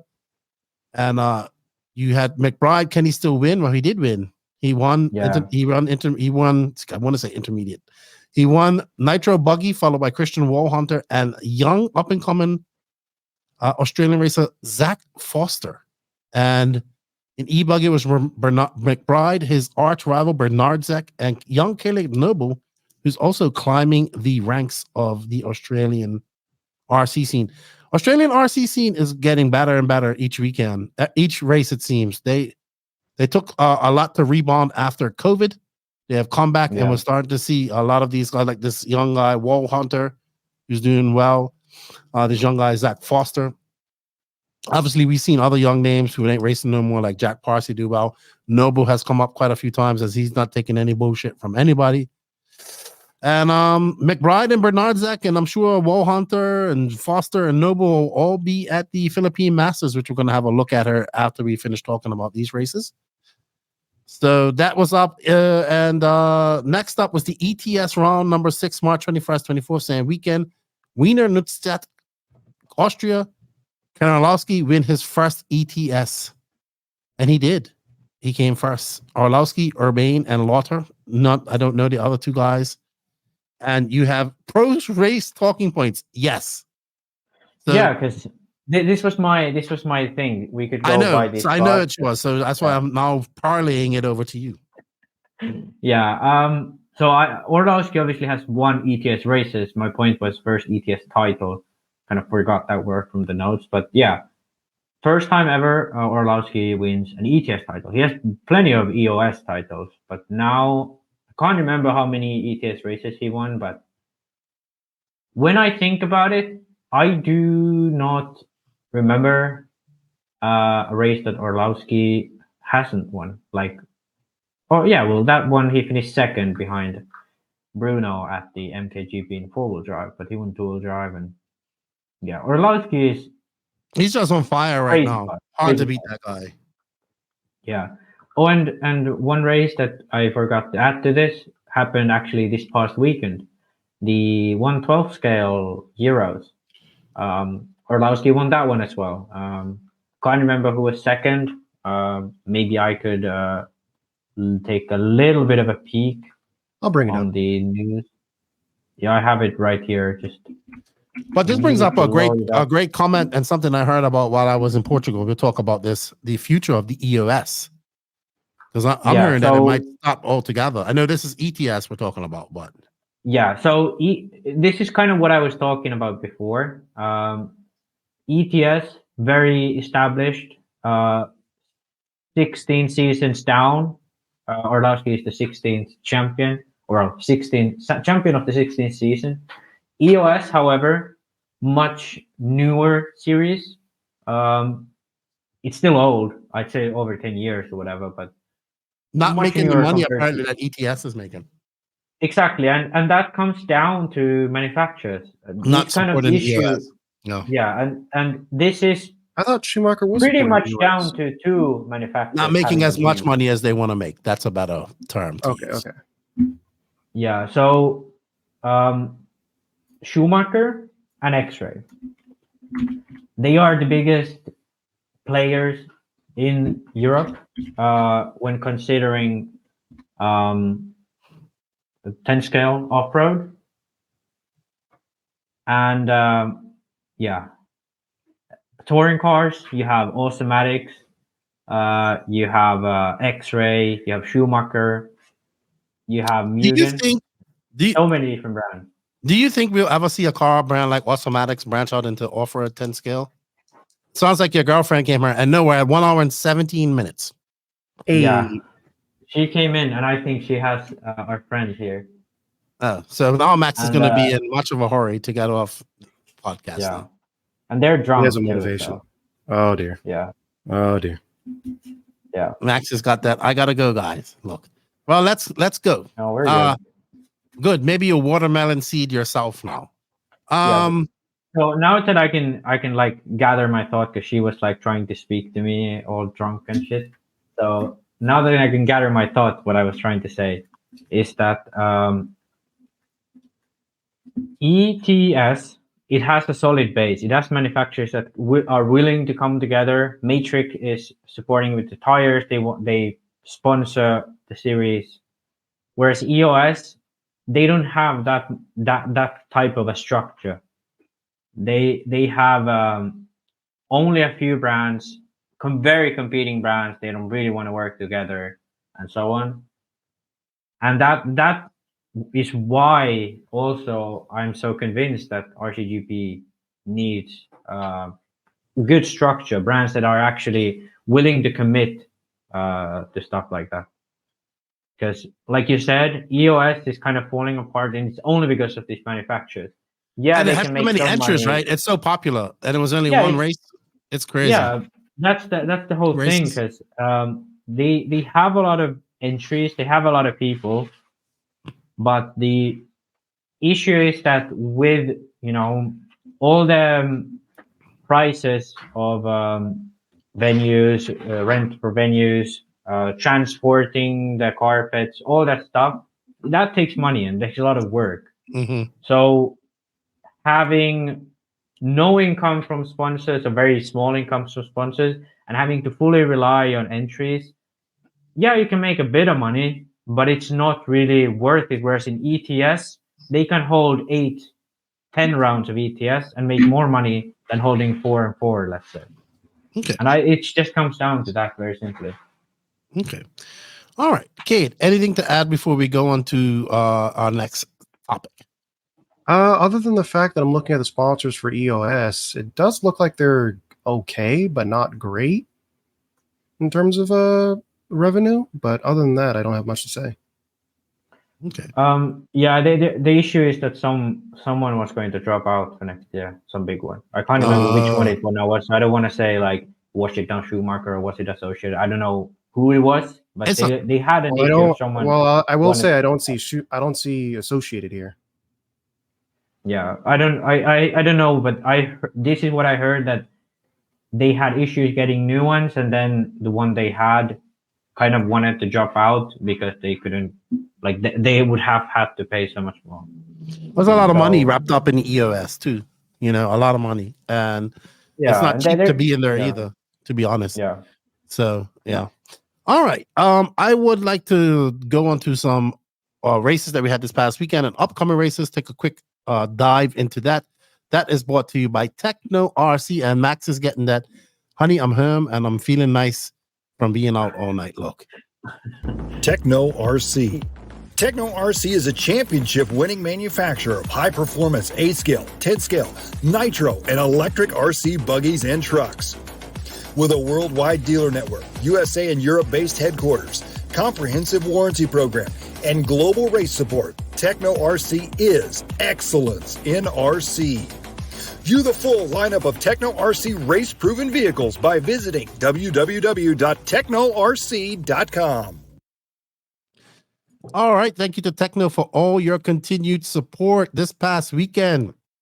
Probably the race I followed the most because I was supposed to be there. And when I was looking at how beautiful it was at Mills Pond this past weekend, I was quite upset that I didn't go to the Florida RC Championships Mills Pond run, which happened this past weekend. So I just want to add this because this race scene is starting to get stacked. So we had quite arguably the top HB driver in America right now, which is David Olson. He's a very fast Southeast racer. Made all three of his mains at PNB this past weekend. He went on to Florida to race with these guys. And this is how I know that this series is starting to really produce some competitive racing. He went on, I think they had to do 2 restarts, if I'm not mistaken. Yeah, so they had to restart it. He went on TQ'd this qualifier, TQ'd overall. But them Florida boys, man, they did not let him walk away with a win. And he went on there and the Florida guys held their own. In fact, we saw Justin Fales, who used to be extremely fast, come out of a semi-retirement to race this race. This guy was like considered to be the fastest in the Southeast at one point. Man, it was super stacked. There you see Olsen getting it wrong. Track got really rough. Lots of fast, choppy bumps there at Mills Pond. Iconic track, iconic weekend. Ended up being Julian Oliveras, Justin Fales, and let me see. Do I have the rest of the results up here? Florida represented. They didn't let South Carolina come down there and beat them up on the turf, which is good. So now Olsen's gonna have to come back down and come race in the Florida RC Championships. Now this is so it was Julian Oliveras, Justin Fales, JP Sainz, Nico Parra, and then Zach Rodriguez. So like JP Sainz, Parra, and Fales, this is their home track. Fales looks the same. He's just got a beard. Hey, Florida racing right now, very hot right now. Yeah.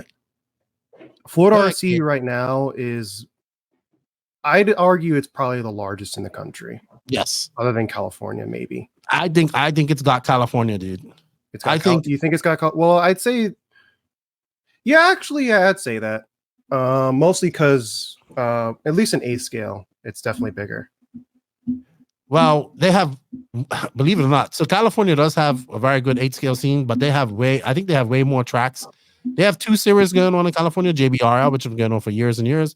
Mhm. and top notch. And then they have obviously each individual track has its club racing. I would say that Florida and California are about equal. I feel like nudging Florida's Florida over a putting little in- bit is 10 scale, actually, I would say. I feel like also Florida's putting in a little bit more effort in terms of trying to push it, mostly due to Elite RC. Yeah, so when you got people coming on to race these races and trying to do well, like they know that the competition's there, and these races are starting to get on the contingency blocks as well, right? Really? So that's also getting for something like JBR. JBR was on the contingency block for part race for JQ Racing when we had it. And it's not easy, you know, like this isn't easy racing. These guys know these tracks. This is J Concepts territory. And these guys came on her. Olsen came on and he was TQ and he probably went in there really, you know, really confident. And then he's going to have to come back down and do it all over again against Florida. It's legit competitive racing for 8 scale racing. I'm looking forward to going to my first outdoor 10 scale race for the Florida RC Championships 10 scale series at Coral Springs.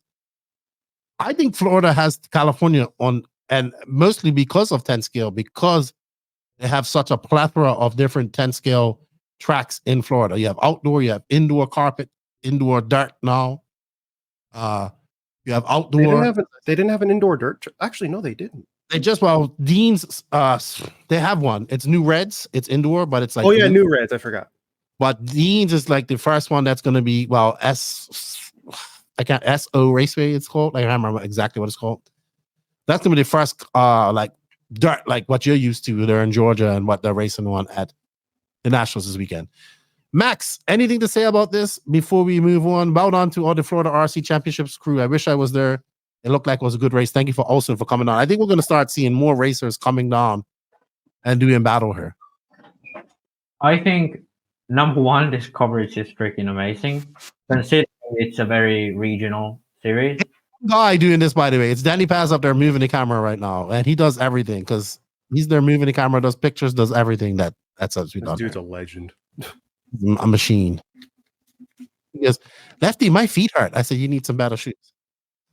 Yeah, but I think like we spoke about this already when they start to get more entries, that the more these guys race, the better they get, the higher the competition gets, the higher the level of these drivers get.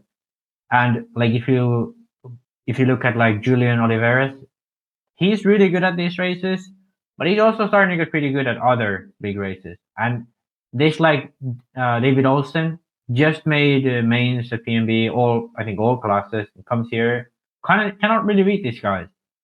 So I think, you know, long term, if this keeps going like it is and growing as much as it is, there will be a time when people start like traveling for these races, which is crazy. Crazy. Do you think this would be like the first big series that people attend in the United States? Could be. Probably not. Probably not, because I think Lance is committed to keep it at one day. Yes, and he's also, this is for Florida racers, yeah. I would say. Now, someone 2 days, and I do know that once Southside goes under a roof permanently, that might be one of the races that does attract a lot of the outside people to come down, because rain is also still a factor. But I've heard plenty of people from as far away as Texas talk about coming to one of these races, you know? And so this is definitely gaining. It's like, you know, it's like when we go to California, there's always a JBRL around. Yes, it goes there and it's barely any track time there because it's so many entries, but it's still a very, what's the word I'm looking for? Like there's lots, the faster there, especially on a weekend prior to like DNC or something like that. So what we're seeing here is the resurgence of the East Coast, West Coast rivalry. I wouldn't say rivalry. Well, the East Coast drivers versus West Coast thing that we lost from some time, but we're getting it back now with a series like this. Now there's other series that go along in the Carolinas, but I think this is the one that has the most competition. Maybe the Future Hills are regionally. God, that track is blown out. It's got those fast choppy hills, right? Maybe this series leads to a Southeast regional series where more Southeast people come. Maybe it used to be SOS, but yeah, but they do 10 scale and 8 scale. They do 10 scale and 8 scale, yeah. SOS. So this might be in the future like a prelude to the go to Southeast race series to go to. But right now, fully focused in Florida. He has enough interest in Florida. Next round is in Capital City, Tallahassee. I think I might stay for that because I've never been to that track. But well done. It was Julian Olivares followed by Justin Fales, JP Science. JP Science has done really good. He came up from the intermediate class last year and was able to, he's done well. Also, a big shout out to Miller Freud, who went to his first race after having a tumor removed off right here, back of his neck, and still losing a lot of motors because he went to his first race. He built some new X-rays, and he got to race this weekend. Nothing like a little bit of RC therapy. All right, let's move on to some of the races that are going on this weekend. Maybe one of you guys can bring it up while we're there. But we do have the raw 10 scale dirt nats going on this weekend. And I heard people, Lucas, he went in there, he made an offer a track. He didn't shy around. It's got some big air. It's got lots of doubles, and with the 10 scale guys are crying already. They tell me. At Myrtle Beach. So you got a video of that there, Cade? I'm bringing up. I don't think they're streaming yet. No, they're not streaming. It's too early. They would. Yeah. There was somebody that posted a video. It was Brent. Hang on. So this race is going on at Myrtle Beach. We do know that the Raw Nationals has been split up into carpet and dirt. I don't know how long that's going to stay because it's kind of splits the entries so much. I think you as a pure dirt aficionado, Cade, because that's where you kind of cut your teeth on 10 scale. What do you think about the dirt nats? Do you think it's something that is going to start fading away here soon? I don't think it's going to fade away. I think it's going to be, as time goes on, though, I think more and more places are going to switch to carpet just because of how easy it is. Mm-hmm. Just based on that alone. Let me see if I can bring up. All right. Cade has a video of the track. Not of now. This is the... Okay, I didn't have a video. I did have somebody posted a video of the track. Hang on one moment. Let me see. Did I do a lap around it? Nope, I did not. I have Circular Verde. But anyway, Lucas has put in a off-road style track, which is good, which got everybody crying at Masters last year. Yeah, well, the thing is, a lot of people didn't like it at Masters because of how hard it was to marshal. This looks a lot easier to marshal, so I don't know what the problem is. All right, so we got a vertical video of this from Brent Dansford. I thought we'd have a car going around her. Okay. I wish we did, but I can't. I don't know. I don't think they started practice. Yeah, I could have sworn I saw somebody with a car going around. I'll take a look. Let me see if I can find it. All right. Thoughts on the track as a person that's been there, Cade? It looks pretty good, honestly. It looks pretty good for the most part. I think I like this one more than I like the Masters of Dirt track from 2020. That was not easy. It was not an easy track. But I think I prefer this one if I was able to run it. I'm not sure how stock would handle it, though. Open tire, too, I believe, right? First time. Open tire? I believe they said open tire. Isn't it always? No, not for stock, at least. Oh, okay. For mod, I think it's always open. Oh, okay. Mod is open tire, but stock with. I'm not sure if they did that. Oh yeah, no, they didn't do it because of tire. What's this called? Supply issues, I think.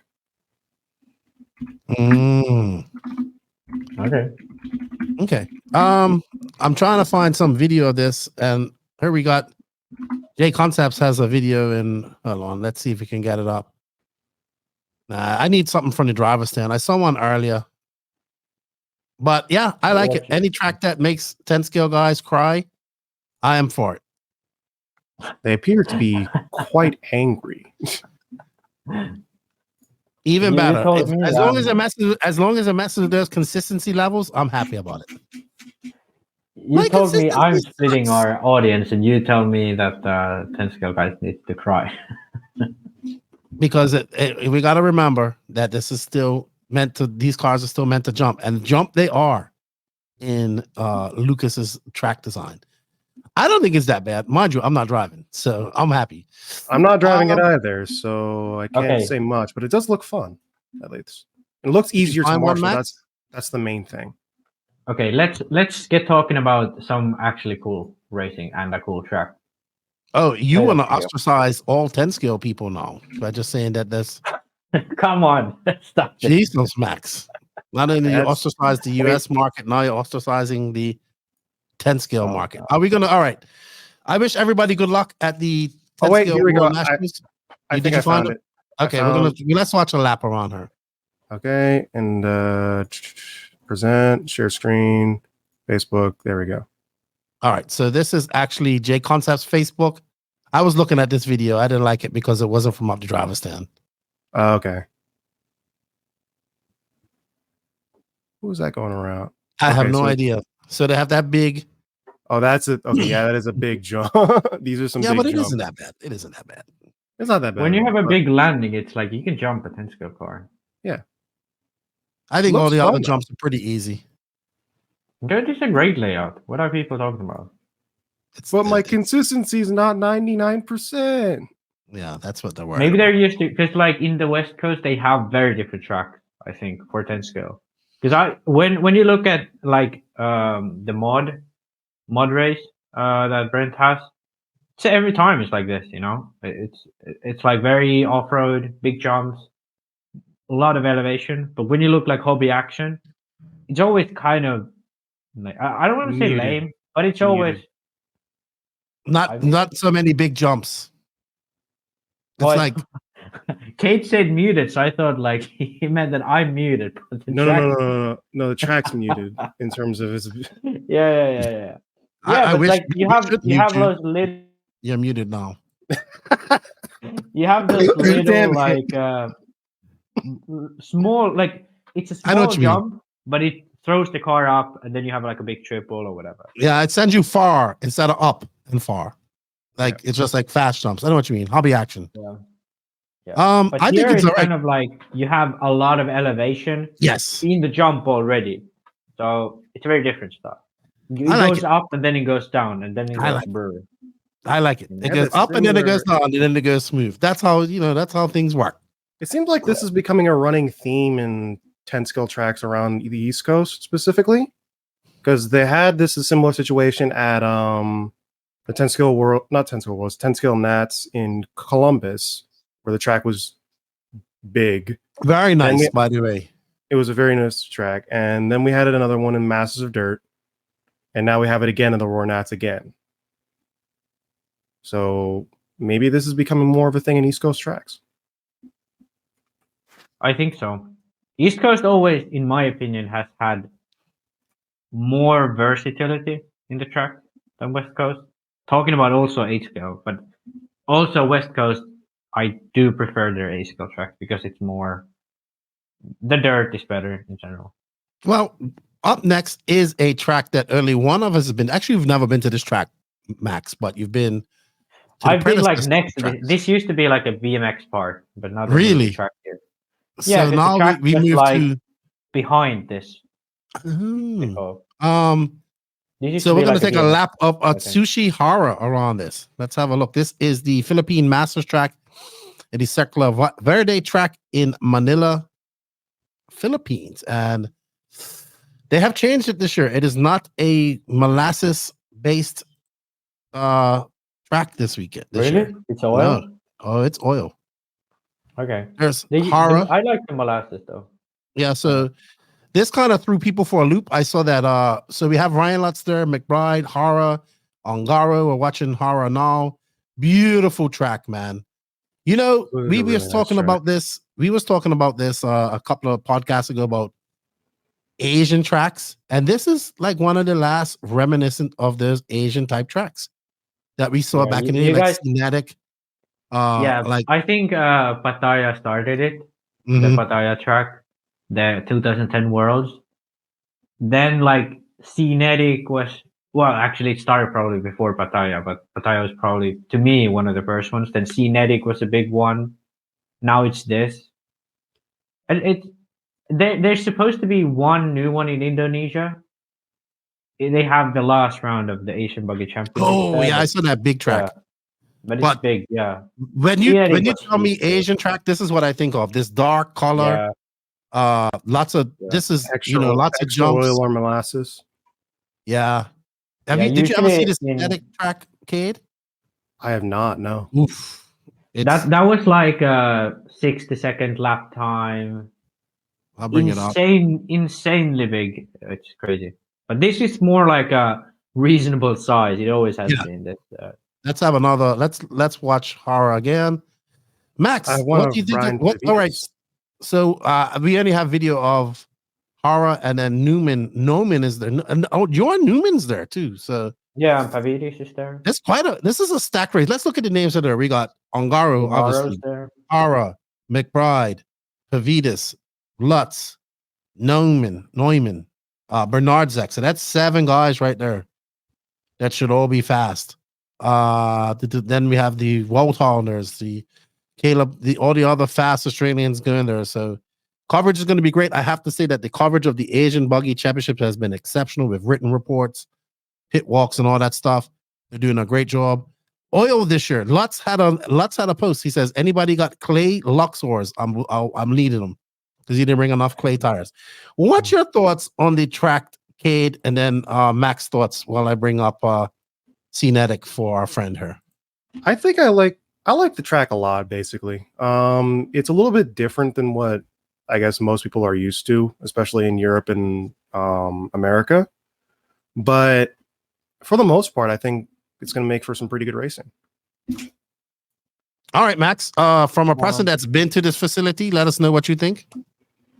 I think it's actually really difficult to race at because, I mean, it could be worse because you do have options to go different lines. So you can actually pass people on this track, but it's really, really difficult the first practice because everything is tilted in some direction. Like nothing is straight. Nothing is like straight. It's you either have a chicane, off camber, the jumps are straight. I mean, it's cool when you get it right, which is like probably the second or third practice. Realistically, I remember I didn't get a clean lap until like third practice when I was there. But the thing is, like, when you get every single point of the track right, it's actually quite easy to do. The beginning part is just really hard because you kind of have to know that, okay, normally I just go straight, but because there's so much off camber, I kind of have to turn right or turn left or whatever. That's probably the biggest difficulty. When you start getting it right, it's actually kind of easy to clock in laps. The very balanced grip helps. And I haven't had a track where you can maneuver the car around so much, but still not be like going all the way to the limit and then flipping over, which often happens with like European tracks because you're going so high speed. Here, the speed is quite low, but you're kind of still driving at the limit of the car. So you're testing a different part of the car. You're testing the suspension, not the engine. Kind of, but it's also like maybe if you go more deep into it, here you're kind of always driving within the tire, sort of, but then tire and suspension. But then in Europe, often you kind of want the jacking to happen to get that corner speed, which is what causes all those issues with you flipping over and so on. So I think this type of track, it's more, you can kind of trust your car more. I think that's probably the biggest thing. But the track is difficult, but you can trust your car more. Also looks like you're not going to brake as much if you crash. I would disagree because they don't have any like what you call those infield. Everything is like ditched. So because they don't marshal, they have like they don't. The guys who drive, they never marshal, so they don't really think about that. So it's awful to marshal there. Okay. Actually, looking at it again, it does look like there's a lot of elevation change too. Oh, this is a different track. This is Cinetic. Oh, yeah. I've been looking at Philippines for a while. Okay. But this is Cinetic. You're looking at this. This is freaking insane. Yeah, this looks like hell to marshal. Yeah, I mean, there's like 100 ways to die in this one, Yeah. for sure. But when So you look many at it, dumb like ways to die. I've raised this so much on VRC Pro. It's I mean, this is also like if you look at this, everything is cambered in a way or another. Every jump is tilted in a way or another. Very similar to the Philippines track. Very similar. Yeah, but this is just like twice. This is just bigger. This is much bigger. Huge. Like how much dirt it took to do this part right here. Incredible. Yeah, it's crazy. It's crazy. But that track no longer. I think it's still there, but not quite sure. All right. Yeah. So let's talk about the Asian Buggy Championships. Then we'll move on. Ongaro should win this, no problem. I would say. Yeah. If he doesn't, really Do we expect Lutz? What about Lutz, Pavitas, Neumann? What do you think? Do you think any of these guys can beat Ongaro? That'd be a good question. I don't think any of them can beat Ongaro, but I think some of them can get close. Okay. If everything goes right.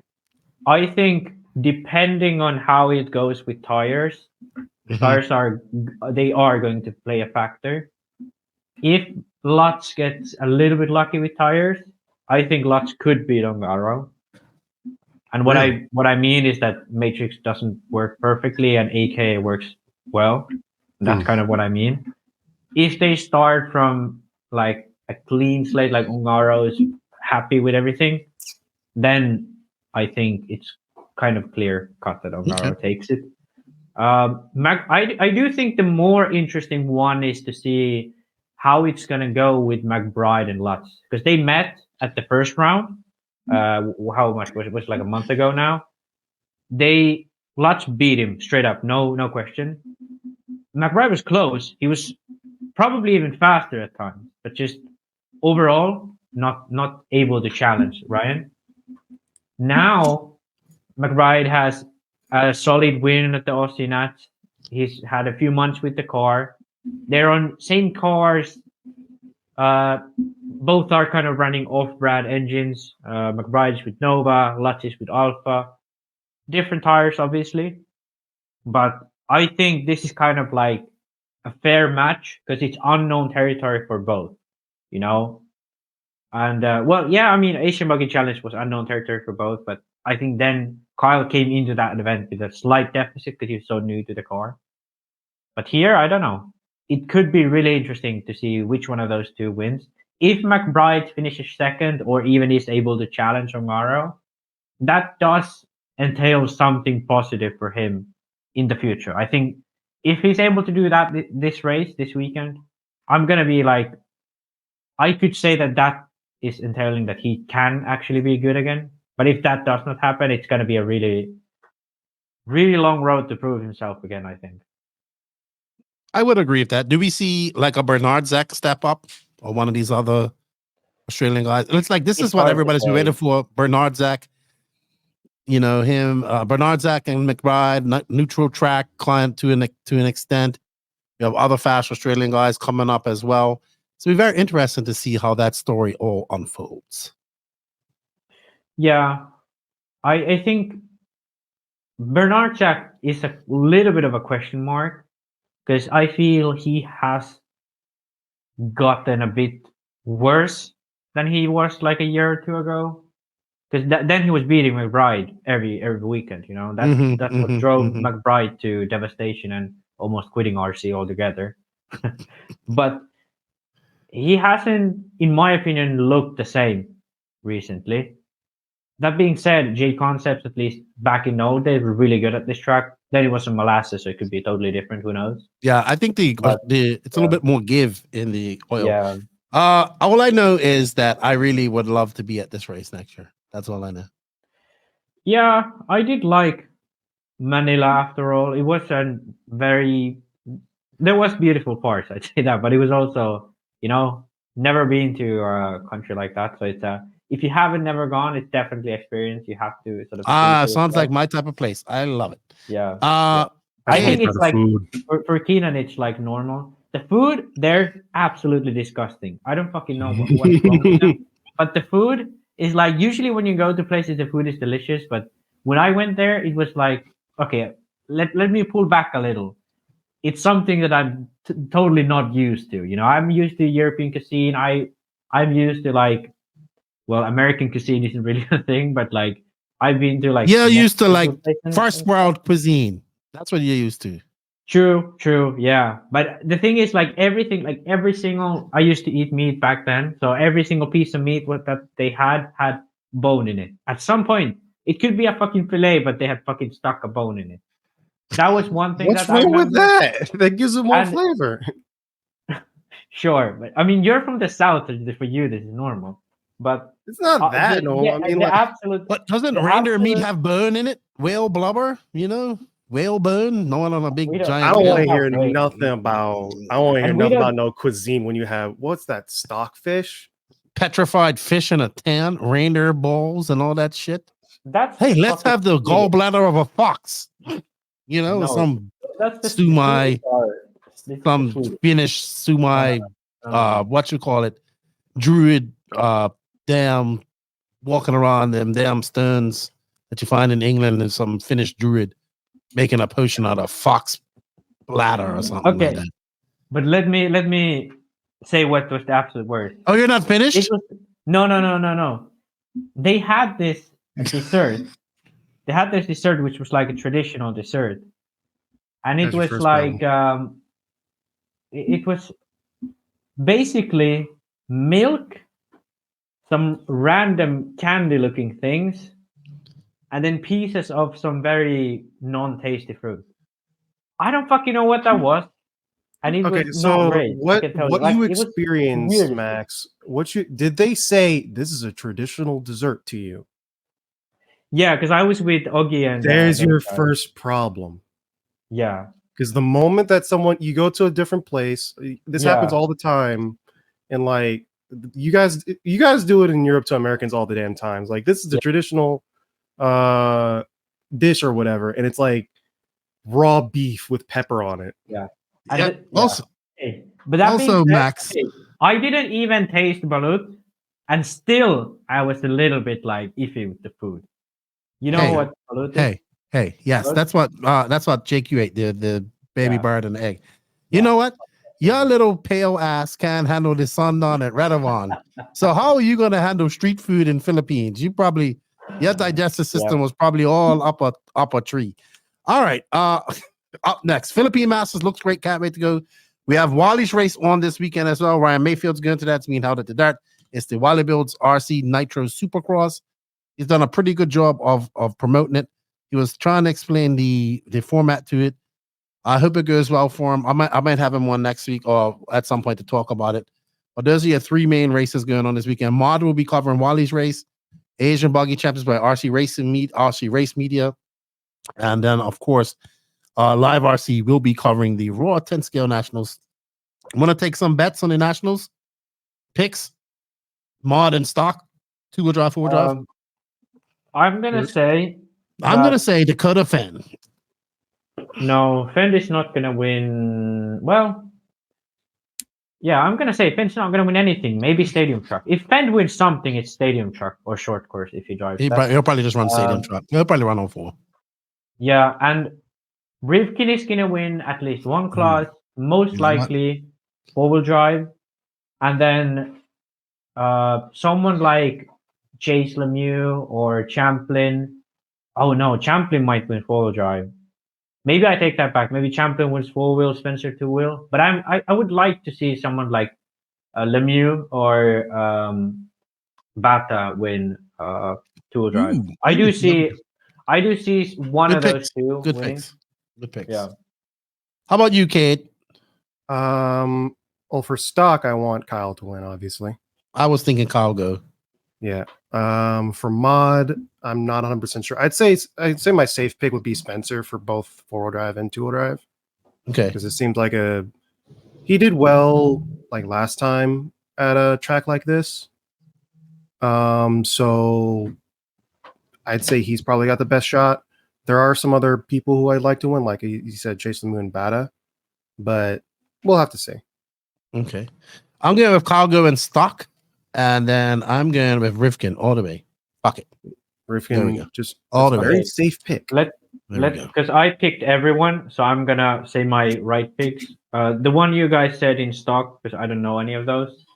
Oh no, one of the fucking what's it called, Raymond or Levi? What are those? The Raymond twins, the dyad in the force. Can they win? I'm gonna pick one of them. They're really good at dirt. Yeah, I'm gonna pick one of them for 4-wheel drive. I have no idea. For 2-wheel drive, the guy you guys said. Then for for modified, we have Fend winning Stadium Truck because he wins it every year. Spencer Rivkin is going to win 2-wheel drive. No. Sorry. Davey Bata is going to win 2-wheel drive, and then Brock Champ is going to win 4-wheel drive, and Rivkin will be second in all of his classes. Okay. All right. There we go. There we go. One person with very safe picks, and then Max is just like, I'm gonna predict the future. He's just throwing out a wild card there. He's just throwing things at the wall and seeing what sticks. Because this year I've been kind of like calculating with my picks again. Well, not really. Maybe this year I'd be just winging it. That's why I'm getting it wrong. But I think if I get this one right, Keenan has beat me like twice already with picks. So if I get this one right now with this fucking insane picks, I'm gonna be like way ahead of Keenan. You don't get extra points. But we're gonna need some. We're gonna need some help here shortly if you're a genius. All right. Up next, anything to add before we move on to some upcoming races? Beach RC question of the week, and then we're gonna go. We already did upcoming races. No, we did this weekend's races, but upcoming races this week are North Georgia Shootout, which obviously you and I are going to, Cade, which I'm looking forward to. See you all there. Then after that, we have Silver State coming up as well. I'll be at Coral Springs. That's going to be the next big race on the NNRC Cup. Nationals as well. RC Pro-Am, Wicked Weekend, European Championships. We have B Euros coming up, Max, that we might actually, I need to get you. We might be doing commentary on that. Which weekend was it? July. July. Yeah. Oh yeah, I think I'm gonna be good for that. Oh great! I get to hear you for a whole 2 days. Oh wait, which weekend of July was it? Fuck, we gotta discuss this.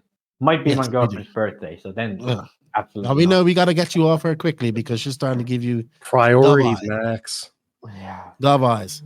All right, up next is our Beach RC question of the week. We got one question, and we're gonna put this question to rest because I'm tired of hearing it over and over again. And that is brought to you by Beach RC.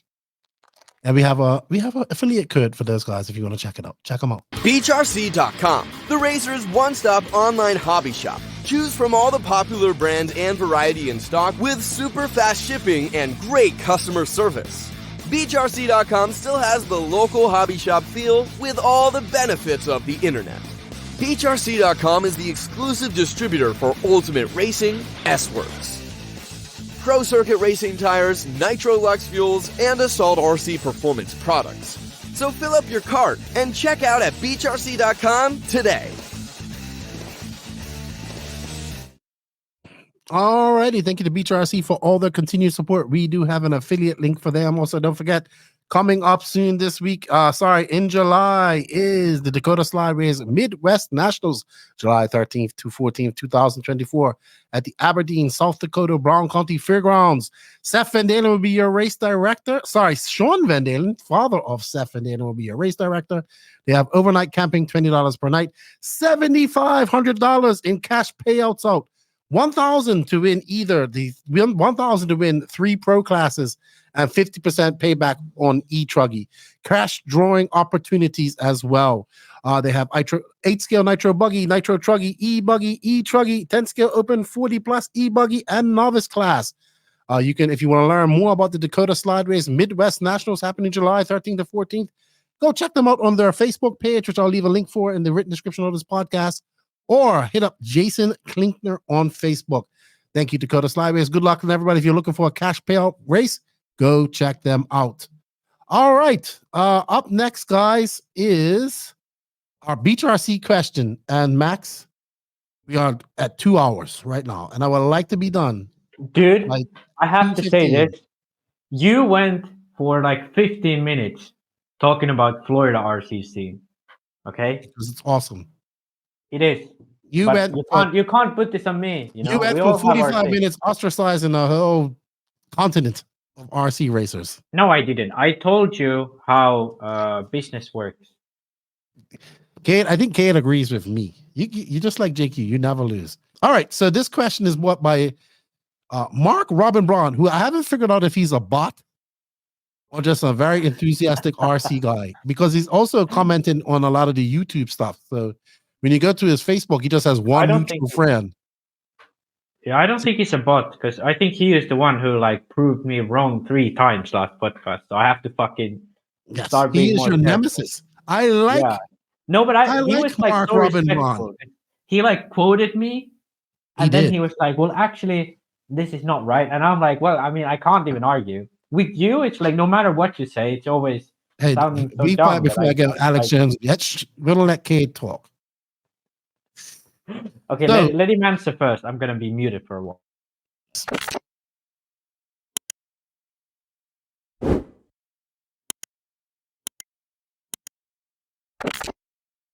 In other words, Max said, hit that sub notification and like button on our YouTube page. All right, so this comes from Mark Robin Brown, your nemesis, Max, your new nemesis on Facebook and YouTube. He's my hero, though. I'm like a fan of him. I'm waiting for his comment. Yeah. When will one of these races run a 30-minute electric main? The only issue is the large variance in time it takes to change batteries. Saddle packs takes longer to change, etc. The solution at a big race like this is to use the pit lane timing that's already in place. The 2 extra loops decoders that allow Live RC to display the pit stop times in nitro races, which was very cool. Simply set a minimum pit stop time in an electric main. Something like 30 seconds would probably work. You could experiment with different cars and find out if they're really done faster. If you're done faster than this, just wait until the correct time has passed. If the pit timer shows that you left too early, you are required to come in the next lap and serve a stop and go of 10 seconds. Plus the amount you were given too fast. I would love to see the pros run a long electric main where they aren't making bonsai moves to get the front of 10 minutes. We'd find out who really is the best. Fuck, Okay. I do not want to see fucking pit stops in fucking e-buggy. That's it. That is it. I don't want to see it.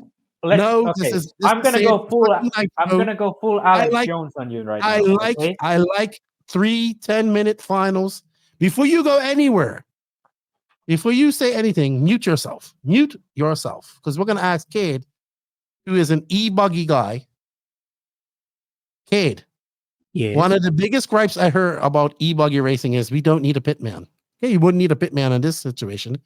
Then we have people talking about we want longer mains. Okay, so we want battery swaps. You as you don't venture into nitro. I understand why. You as an electric guy. Do you want to see longer mains? Or do I you think like? we could push them like with. I think we could push them to like 12 minutes, maybe 15 if you really wanted to push it with like 9,000, 10,000 milliamp hour batteries. But with actual pit stops, no. No, I have no wish to see that either. The beauty of a nitro pit stop is that the car can cut out, right? And it's fast. And the point is to do it faster. There's some don't shake your head in the background, Max. I see you shaking your head. It's also good you're about to get the hippie long stocking mode. Do you It's think also- F1 pit stop got less cool when they stopped refueling? No, they got more cool because it's Well, faster. Well, that's It's okay. also- Maybe I rephrase that. There's also the fear of something happening to your car. Faster pit stops. You know, like obviously trying to win a race with a faster pit stop. Yeah, That is something that brings entertainment. 100%. Right? And 100%. I agree when with you that. have to, everybody comes in and you do a mandatory 20 seconds.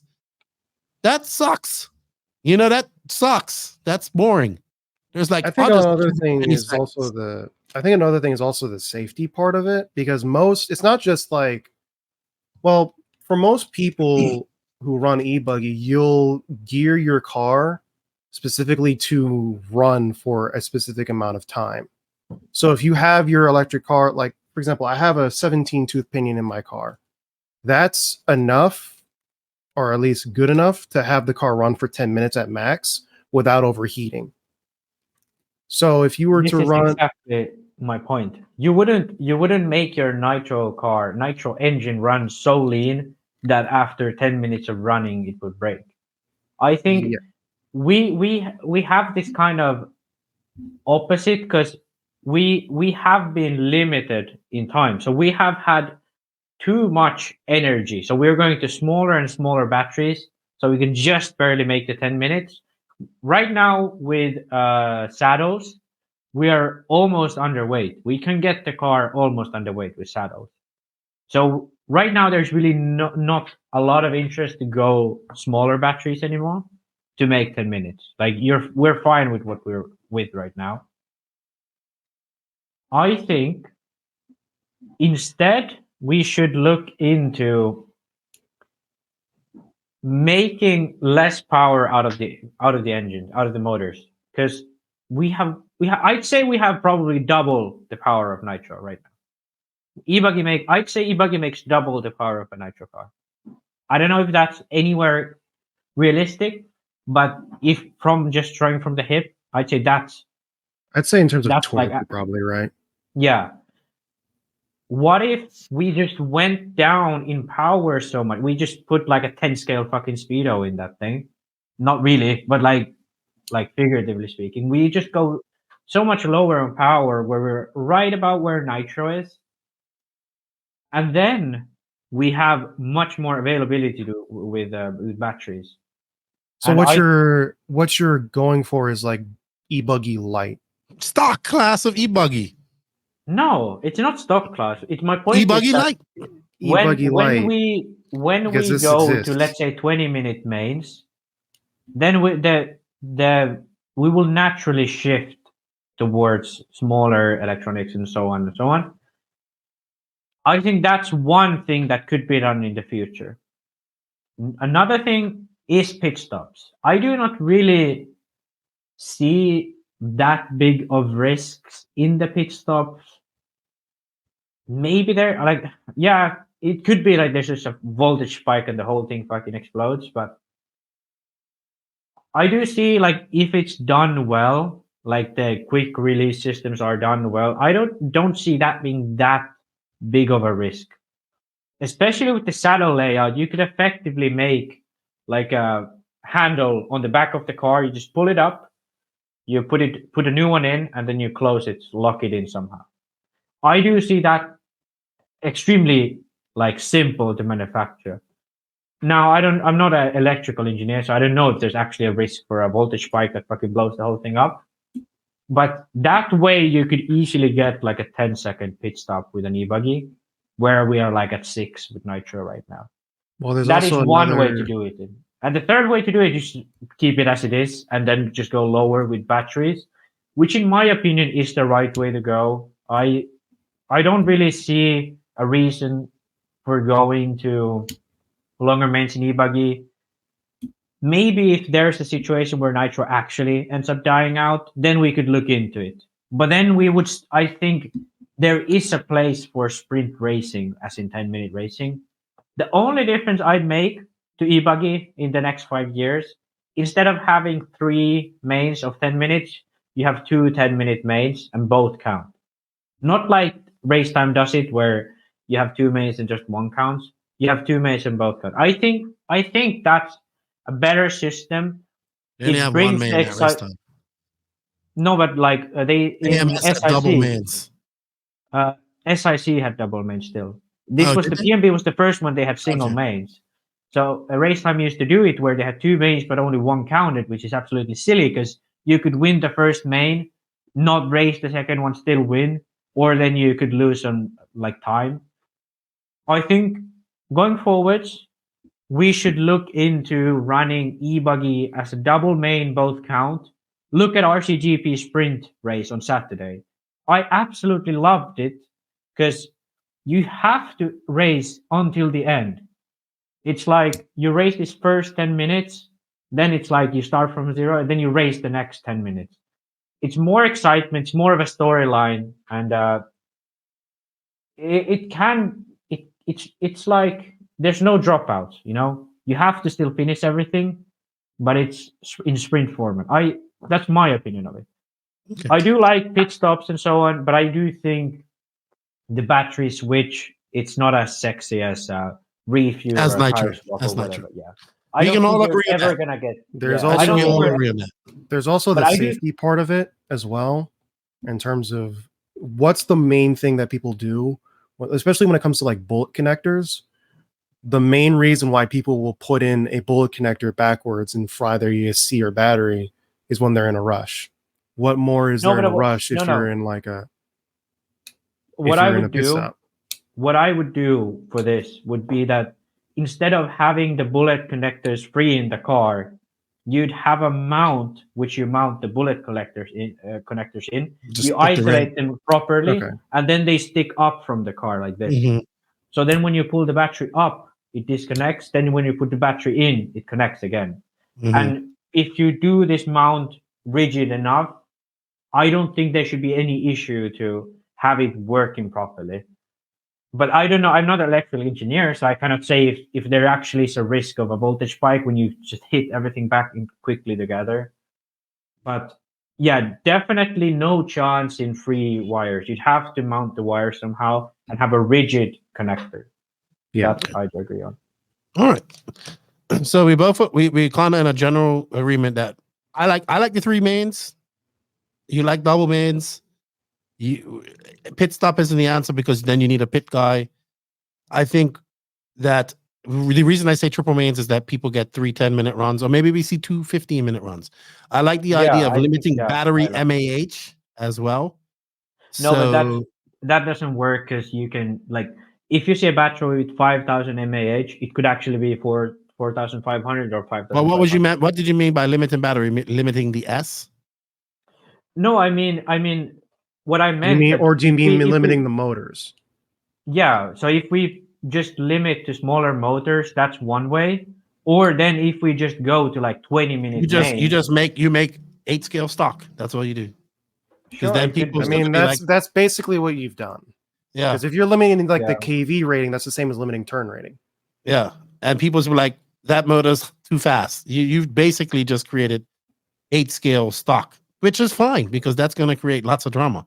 But the way I would do it is I would just, if I would like to go that way, what I would do is I would just increase the race time. So then people would be forced to go to smaller motors and stuff. Well, kids, you want to know this? Yeah, I think in my opinion, the best way to do it is to go 2 15-minute mains, both count. I like that. 2 15-minute mains. Yeah. No battery, no refuels, or I vote no refuels, no pit guy needed. What do you say, Cade? Pretty much the same. It's just okay, so that's part of the reason. That's part of the reason why you not want, or you want to go with e-buggies, because you can't find a pit guy. You know what I say to guys who want longer run times, like nitro run times? They want all the benefits of nitro without the hassle. There we go. Put in the work and you have long run times. You're muted, Max. You're gone. You're lost. Oh, yay. He's silent. We're going to move on to our next subject, which is brought to you by the Slideways Midwest Nationals. Don't forget to check them out on Facebook. And Max, you are still muted. And we're just going to play this video.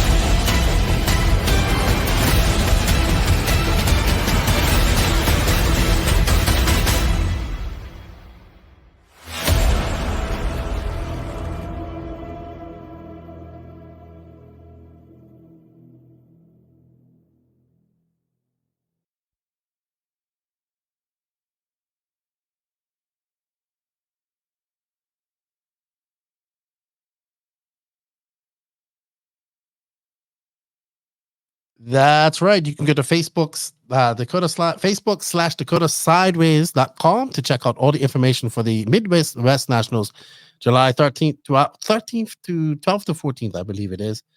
Payout races. Oh man, Max, that sounds horrible. That What's that, a fire alarm? All right. So we're gonna wrap this up with a little bit of NNRC Cup. I left this purposely for you. See if you can help figure this out, Max. So we've reached a bit of a snafu going into the next race for the intermediate and sportsman guys, which is the North Georgia Shootout. So what I didn't take into contention was that this is not as a high ranking race with as many top pros as probably say a PMB, a SIC, and all that stuff. You're loud, Max. I'm gonna mute you. So we do have some we have a pro class there that some of the intermediate drivers that will run intermediate at the race time events because it's a lot more competitive. They're going to run pro at this class. How do we score them, Max? Because they're still racing against pretty much the same people they would race against in the intermediate class at a race time race, but they're running the pro class at North Georgia.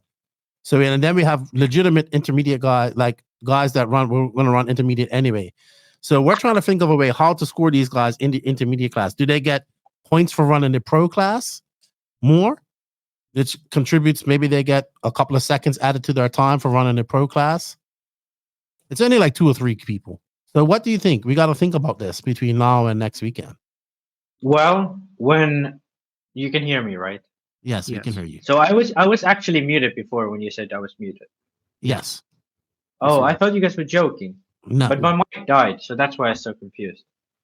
To answer your question, why you were muted. Yeah. To answer your question, when Oliver Behrman ran F1 race, he didn't get F2 points.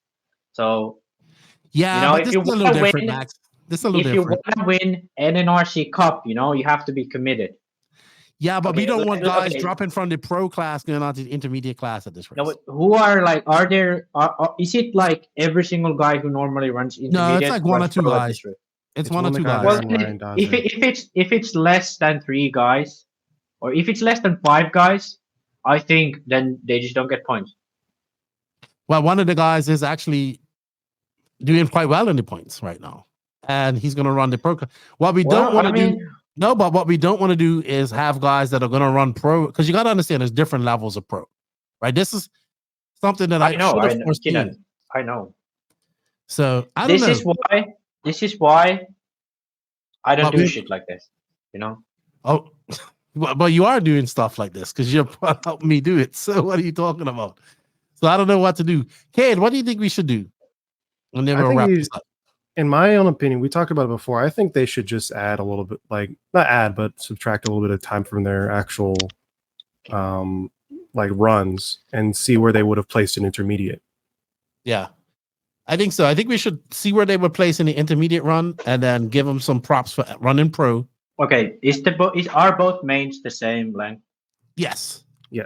Are they right after each other? I do not know. I'm not there. If they are right after each other, you could technically do by time. But I'm of the opinion that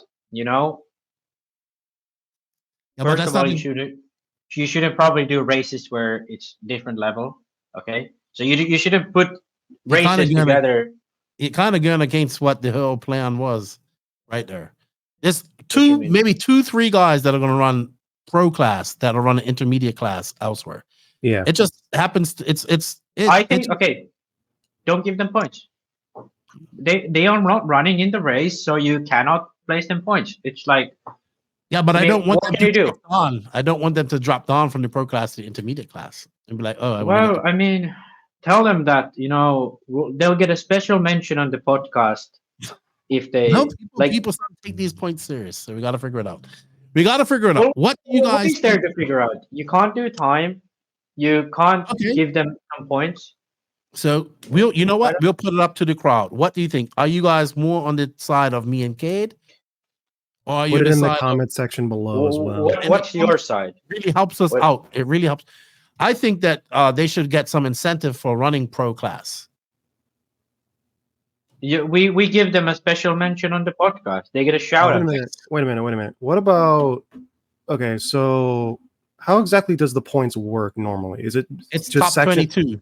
Top 22 of each class, or Yes. top 22 overall? Yeah, top 22 of each class. Okay, so what if you were to give, like, you get more points based on where you're actually racing? Like, say, for example, you get 2 times points for running pro, 1 times points for running intermediate, and half points for running sportsman. No, okay. Keenan, like, he doesn't know multiplication, so you can't tell shit like that to him. Okay. You get double points for running pro, you get singular points for running intermediate, and half points for running sportsman. That's already So too many what you're trying to say is sentences that in a the row. races should be rated then, Cade. Yes. So Yeah, but like, how does that work with the rest of the season? The rest of the season fucked, and that's not weighted. no, because Keep it simple, okay? It's my chemistry teacher taught me this. It's the KISS principle. Keep it simple, stupid. If you're not running intermediate, you don't get points for intermediate. That's it, you know? You're not encouraging people to stay in pro. I'm encouraging, because if someone jumps up to pro and does it while in the top 5 of This the pro intermediate class points, doesn't count. This pro class doesn't count to the it pro. doesn't. I know it doesn't count. But we are gonna give them a special "You are part of the solution" medal on the NNRC podcast. Okay, is that good? Is that good? You know what? Let us know in the comments below what we should do. Should we go what Cade said? Should we do what I said, which is give them points and go do it on time, or should we do what hippie Longstocking over there wants to do, which is give nobody any points at all? No, whatsoever? we're gonna give intermediate points. Yes, but those you guys know, get points. Keenan, if I would do a series like this, I would think of this stuff beforehand. You know. You know, it completely slipped my brain. not surprised there. You know.